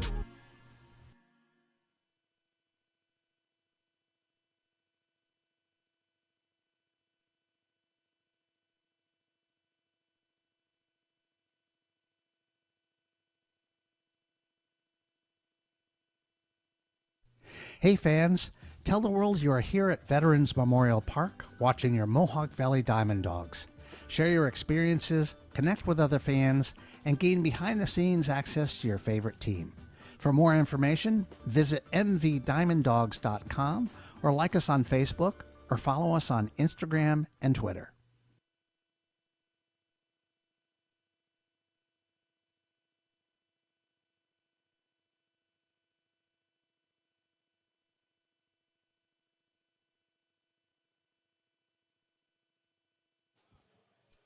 And we are back, bottom of the 8th inning here, and the DiamondDawgs coming up to the plate. It's number 13, Joey Calabretti.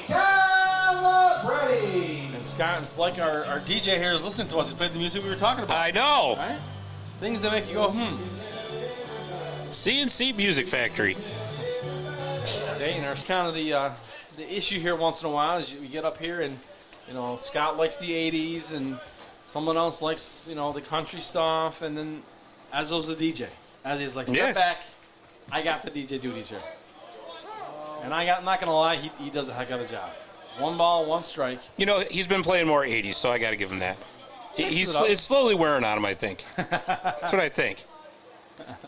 1 ball, 1. He's probably tired of hearing you talk. He's probably like, let me just play a 80s song for this guy. But somehow it doesn't work to shut me up. No. He does control that board. He probably can just pull a plug if he really wanted to somewhere and just, you would go quiet. I know this stuff is not yours, but he knows how to. He's got enough wires around him. He can just make some damage. Yeah, all he's got to do is reach over with his arm, really. 1 and 2. 2 balls and 2 strikes. We had a little mishap the other day when the speaker went silent and we couldn't figure out what was going on. And not going to call out names. There was a bag sitting over there. Might have hit a cord. Not looking at Josh. We're not. We're not. It's all right. It's all right. These things happen. We still love him. And there is strike 3. We're out number 1 is. And he strikes out. The shortstop, number 34 from Trinity College. Well, you're certainly going to see Cola Grande for the 9th inning as well. And if you're the Dogs, you really want to get a run across here so that you're putting yourself in a position where you just got to get 1 in the bottom of the 9th. Well, that's granted. I agree. Okay, so let me rewind a little bit there, but you really want to at least tie it up here if you can. Right. Here's and obviously, and that one hits him. And they'll gladly take that. Run around is all you want. That's one way to get on. Yeah. Ready for your Dogs, the center fielder, number 11 from Virginia Tech, Caden Hart. Oh, there he is.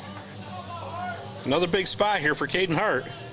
Yeah, so here's Caden Hart. I apologize. I said that it was Jones. It was actually Ramsey at first base. So Caden Hart, this is the guy we talked about multiple times this game. This is the guy you want at the plate. With 1 out, down 1 here in the bottom of the 8th. Ramsey taking a few steps off the bag at first. There's Callahan with the pitch. Whoa! It was up and high. Backs him off the plate there. As they used to say in the old WWE, sweet chin music. Yes, sir. 1-0. It's a 1-0 pitch. Here it comes. And that one misses for ball 2. So 2 balls and no strikes. 2 Hart. Fans still here cheering on their dogs. Still some fans on the other side. It's a short trip down from Utica. Yeah, short trip down. Some kids that, I don't know if we had a party in that tent tonight, so some people may have lingered from that. Yeah, could have been. And some DiamondDawgs fans like to go over there because the tent's there. It gets cool off a little bit. Sure. There's no bad seat in the house here in Little Fall. That's for No, sure. not at all. 3-0 count now. It's a heart. 1 out. Remember, there was a time when there was bleachers over there. Yep, I do remember, yep. Another one. Backing him off again. Well, yeah, he backed him off too much, and now he gave up another runner, so. Now ready for your dogs, the catcher number 6 from Seton Hall. So Hart will take the walk. Sternad. So here's Ryan Sternad. And with that, a trip out to the mound. And we're going to have the pitching change. So we're going to go to a commercial break. Be back after this. We'll let you know who the new pitcher is after this. Wake up and smell the sizzle at your local Burger King. Burger King is open for breakfast 7 days a week. Your mornings deserve the royal treatment. So dive in to try our delicious breakfast sandwiches, savor our savory hash browns, and wash it all down with a hot or iced coffee. Whether it's Monday or Sunday, we've got your breakfast cravings covered. Swing by BK today to have it your way. You rule at participating U.S. restaurants during breakfast hours.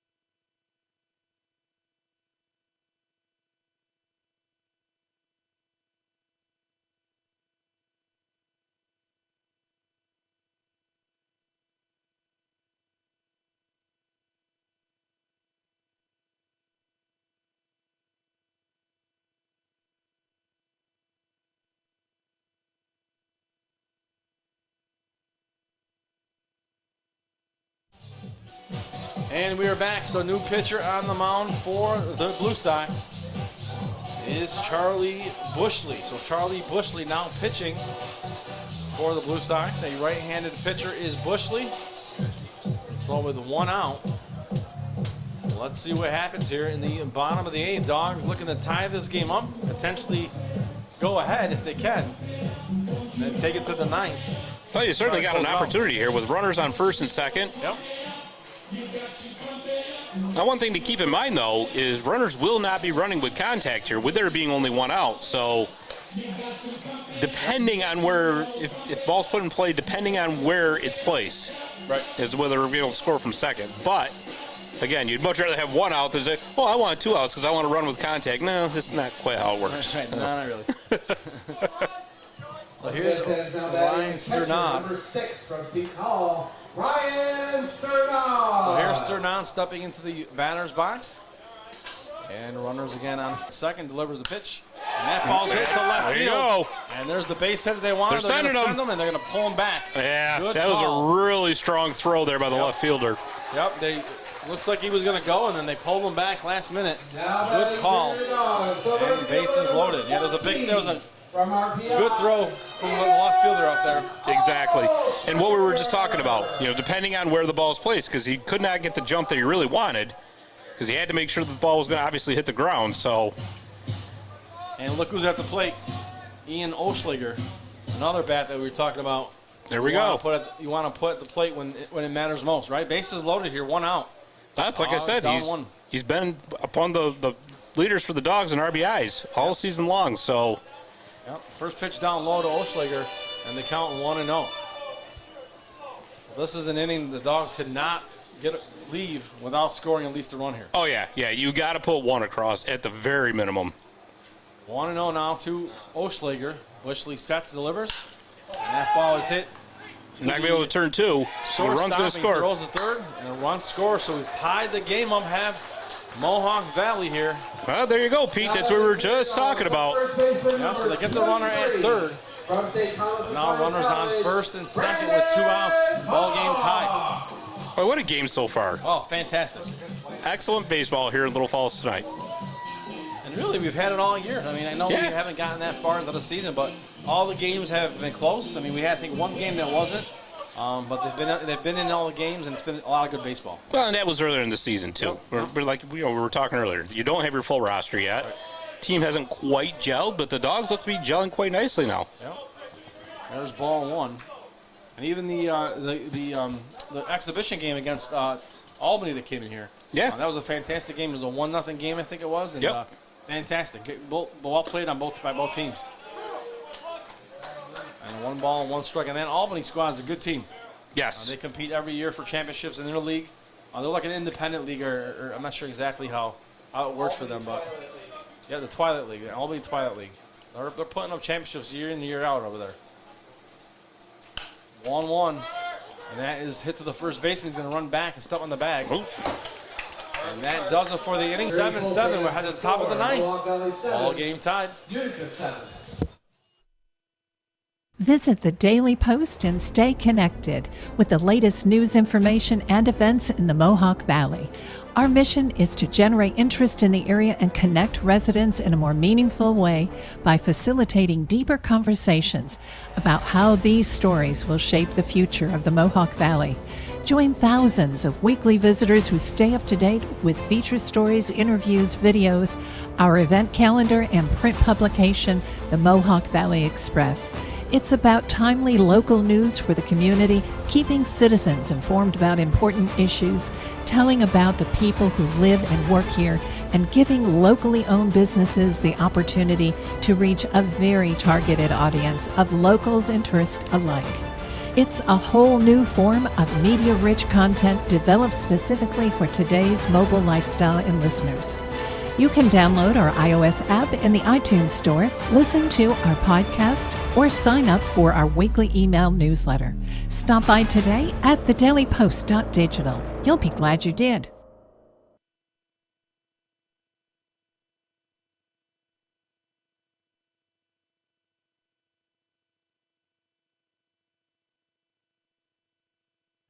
Hey fans, tell the world you are here at Veterans Memorial Park watching your Mohawk Valley DiamondDawgs. Share your experiences, connect with other... To shut the Blue Sox down as you have your star reliever on the mound. Yep. But here's the thing, right? Colagrande is he's got to do it because I'm not sure that Coach Luby would have an appetite to pitch him 3 innings in a row. Agree. Right. Yep. So this is really the now or never moment. Yep. Here's Matt Kalea at the plate here for Utica. Outside for a ball, and the count now 1-1. 1 ball and 1 strike to the Utica batter, Kalea, from the right-hand side here. And he faces the lefty in Colagrande. Here's the pitch, and that's fouled off. And the count now 1-2. A ball and 2 strikes. The top of the order here for Utica is Kalea, 1, 2, 3. So Stowaller and Smith all due up here in this inning. So there you go. I mean, 2, 3. So Stowaller and Smith all due up here in this inning. So there you go. I mean, that's if you're Utica, you're thinking to yourself, well, Colagrande might be on the mound, but we got the top of our order coming in. So. Yep. 2-2 now the count. 2-2 now the count. 2 balls, 2 strikes. Nobody out. Top 9 here from Little Falls. There's the pitch by Colagrande. Oh, yeah. And that's called strike 3. Loop-de-loo there. Woo. And for the Blue Sox, number 14 from Hope International, Ryder Stowasser. Here's Ryan Stowasser, another right-handed bat for the Blue Sox here with the 1 out, nobody on. Colagrande looking to get the 2nd out of the inning here.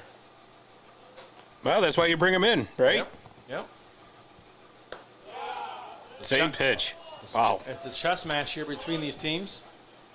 0-1. Both coaches have been here a while coaching both of these squads, so they know each other inside out. That's a nasty pitch, too, because it breaks right before the plate. And that one misses high for a ball. 1-1, 7-7 the score here. Top 9 from Vets Park in Little Falls, New York. Here's the pitch. And that one missing. 4-2. 2 balls and 1 strike. Grande's set now. He's going to wind and deliver on this 2-1 pitch.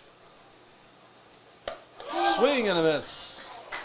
And the count now even at 2-2. Power against power right there. Well, listen, in these situations, I'm going with Cola Grande here. He's got a nasty pitch.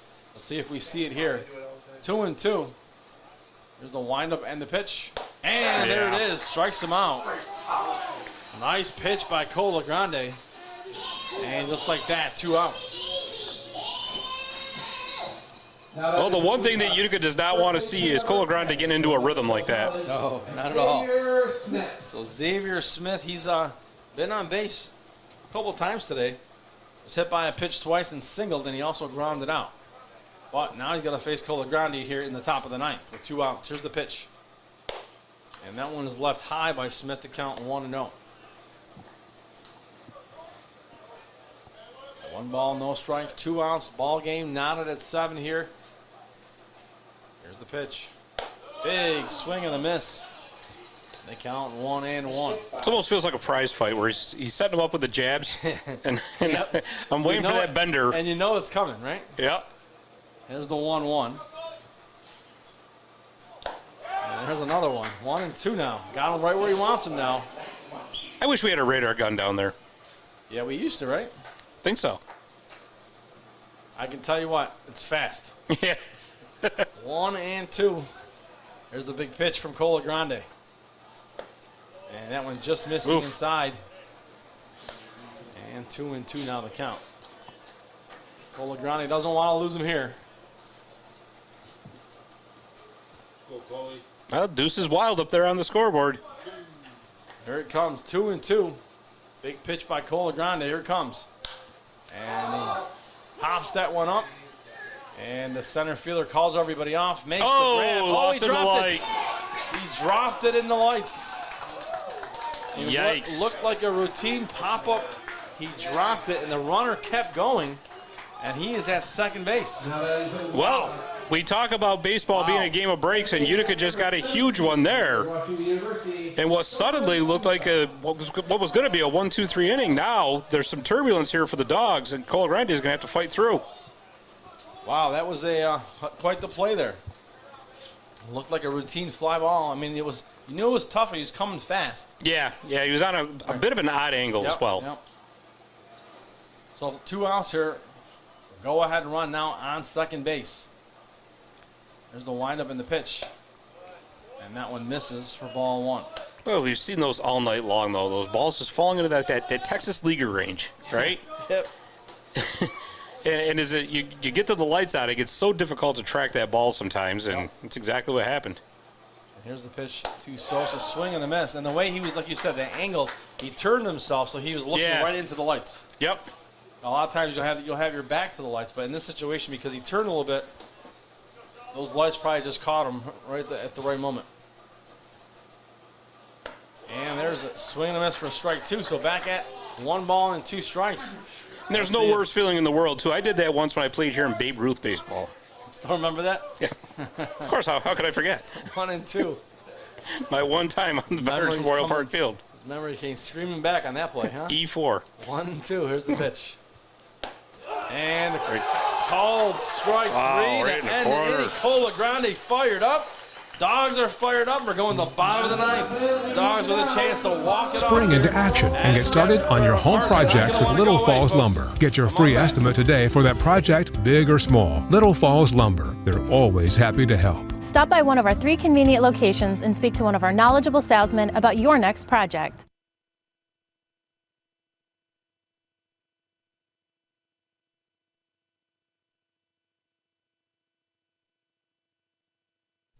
Hey fans, tell the world you are here at Veterans Memorial Park watching your Mohawk Valley DiamondDawgs. Share your experiences, connect with other fans, and gain behind-the-scenes access to your favorite team. For more information, visit mvdiamonddogs.com or like us on Facebook, or follow us on Instagram and Twitter.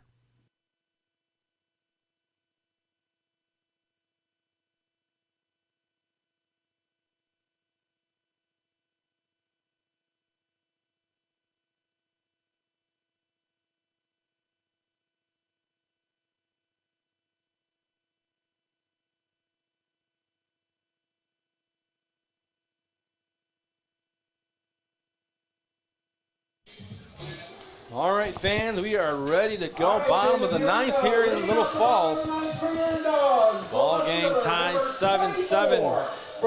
Ethan Hughes coming up. It'll be 9-1-2 in the order here. So Dawgs have clawed back all game and now have an opportunity to walk off victorious here in the bottom of the ninth. Scott, what do you think? Well, I think they definitely want to break out of the kennel, that's for sure. Yes, sir. Last time Hughes was up, he got hit by a pitch. I believe they ended up scoring in that sequence as well. Yep. So, yeah, he's reached base safely every time. 3 walks and 1 hit by pitch. Nice off-speed pitch there, just missed. Yep, 1 ball, no strikes. So here's Bushley now with the 1-0 pitch. And that one catches the bottom part of the plate, counting 1-1. Third base for Utica from Chinese Culture University, Chen Wei Wang. So Chen Wei Wang playing third base for Utica coming into the ball game, and that's fouled off in the count of 1-2. So 1 ball and 2 strikes now to Ethan Hughes, and again it'll be Hughes, Calvin Reese, and Tyler Jones all due up here in this inning. So 9-1-2. There's the 1-2 pitch in the dirt, and the count now even at 2-2. He's still gonna have to protect the plate though, so. 2 balls and 2 strikes. Dawgs looking to get that base runner on here. There's the 2-2. And that one is hit foul down the third base line. And we remain at 2 balls and 2 strikes.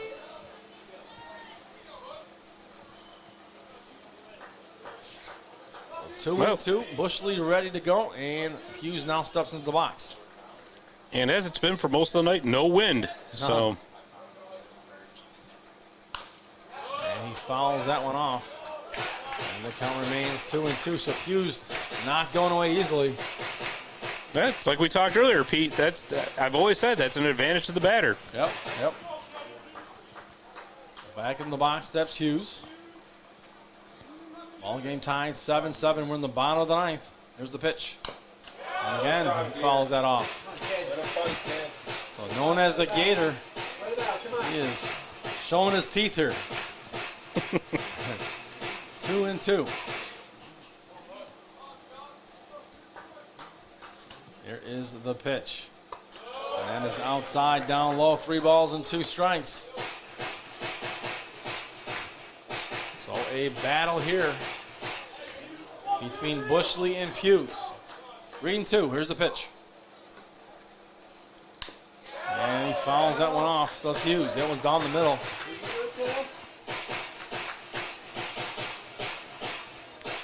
Well, and here's the deal, too. This is just the more pitches that Bushley's got to throw. Yeah. Which, if he starts, perhaps getting a little bit of trouble, if you're Utica, you maybe start looking at your bullpen again. Yep. 3-2 pitch. Here it comes. And again, he fouls it off. So Ethan Hughes getting the most out of his at bat here tonight. Certainly getting his money's worth, isn't he? Getting his money worth for sure. It's like when you get those free ride bracelets, right? And there you go. He gets a shot to left field. Got the pitch he wanted. And he got what he wanted. So patience at the plate is what he needed, and he got the hit there for Mohawk Valley. Now, if you're Coach Luby, are you thinking small ball here? Move the runner over? I would say so. He's making a change, looks like. Got a pinch runner, so. Your attention, please. Pinch running from Lincoln University, number 7, Sean Stoney. So Sean Stoney coming in to run for Hughes. Sean Stoney's got some wheels. Yeah, so Stoney at first base. And John Calabrese now at the plate. And let the chess game commence. Yep. Let's see. I'm saying we're going to bunt here, but we'll see what happens. Nobody out. Winning run at first base. And shows bunt, puts it down right Nicely in the played. perfect spot. Nicely done. Exactly what coach wanted. Moves the runner over. Does Calabrese runner in scoring position now. Winning run at second base. The second baseman, number 8, from George Washington University, Tyler Jones. So here's Tyler Jones. No, and Pete, you mentioned earlier in the broadcast that Jones hasn't gotten a lot of playing time. Well, what a confidence builder this would be right here. For sure. Played a great game tonight and just put the cherry on the sundae, so they say. Yes, sir. Let's see. And that one's down low for ball 1. So 1 ball, no strikes. Remember, at one point, the Dogs were down 6-1 in this ballgame. And if you're Utica here, you want to make sure you have no pass balls or wild pitches. Right, right. I mean, you don't want them anyways, but especially in a situation like this. Right. 1-0 pitch and swing and a miss. And the count now 1-1.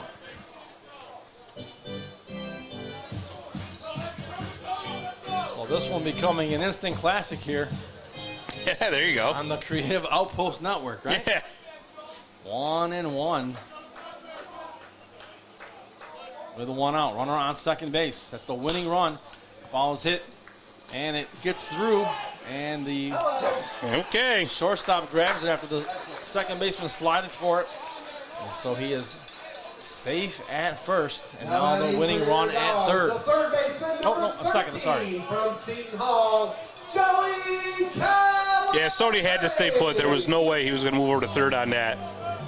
Smart play there by Stoney. The runners now on first and second. All that matters is that runner at second base right now.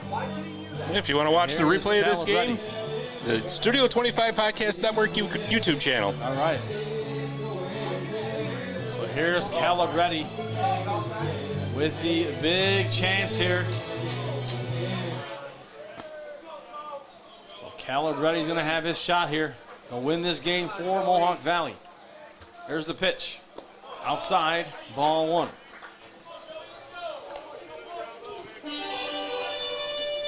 A little dangerous here because you got runners on first and second, so you got forces out. You got to force outs. 1-0 pitch here, coming to Calabrese. Kicks, winds, and delivers, and swing and a miss. And the count 1-1. 1 ball and no strikes. The first baseman for Utica, he's right on the grass, too. Yep. A little opposite field looper. 1-1 pitch. And that is in for a strike in the count now, 1-2. A ball and 2 strikes to Calabrese with 1 out. Runners on first and second. Winning run at second base for the Dogs. 1-2, here's the pitch. And he fouls that off, does Calabrese. That was a nice job of fighting that one off because you knew he wanted that fastball there. And in those situations, that's what you got to do. Just fight it off. Live to fight another day. 1-2 now. Stoney at second base. Calabrese at the plate. 1-2. Here's the pitch.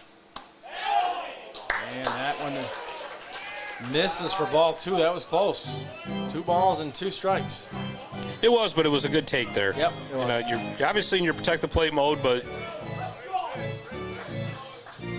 so here we go again. 2-2 now the count. Again, the winning run is Stoney at second base for the Dogs. 2-2 pitch on its way to Calabrese. Calabrese hits it. And it goes fair. Here comes the winning run. And there we go. Stoney at the plate, and the Dogs have won the ball game. So a walk-off by Calabrese wins the ball game.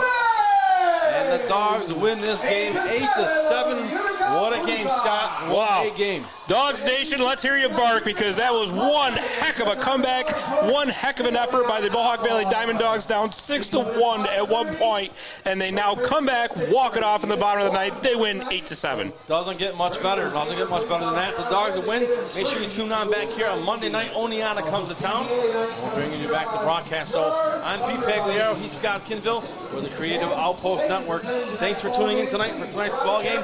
Dogs have won this one 8-7. Have a great night, folks. Take care.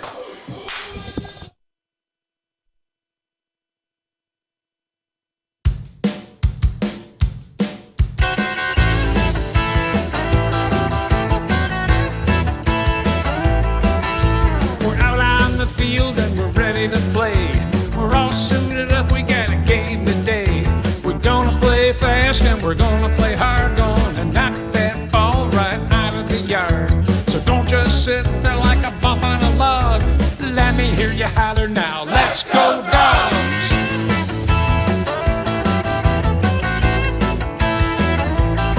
We got a guy on third, nobody out. It's time to stand up, yes, it's time to shout. We're playing some ball and we're having some fun. Come on, boys, let's score that run. So don't just sit there like a bump on a log. Let me hear you holler now. Let's go, Dogs!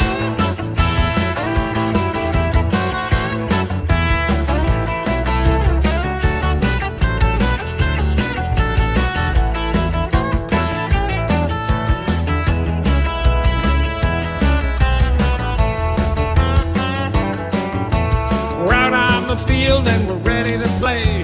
We're all suited up, we got a game today. We're gonna play fast and we're gonna play hard. Gonna knock that ball right out of the yard. So don't just sit there like a bump on a log. Let me hear you holler now. Let's go, Dogs! Let's go, Dogs! Let's go, Dogs! Let's go, Dogs! Let's go, Dogs! Don't just sit there like a bump on a log. Let me hear you holler now. Let's go, Dogs!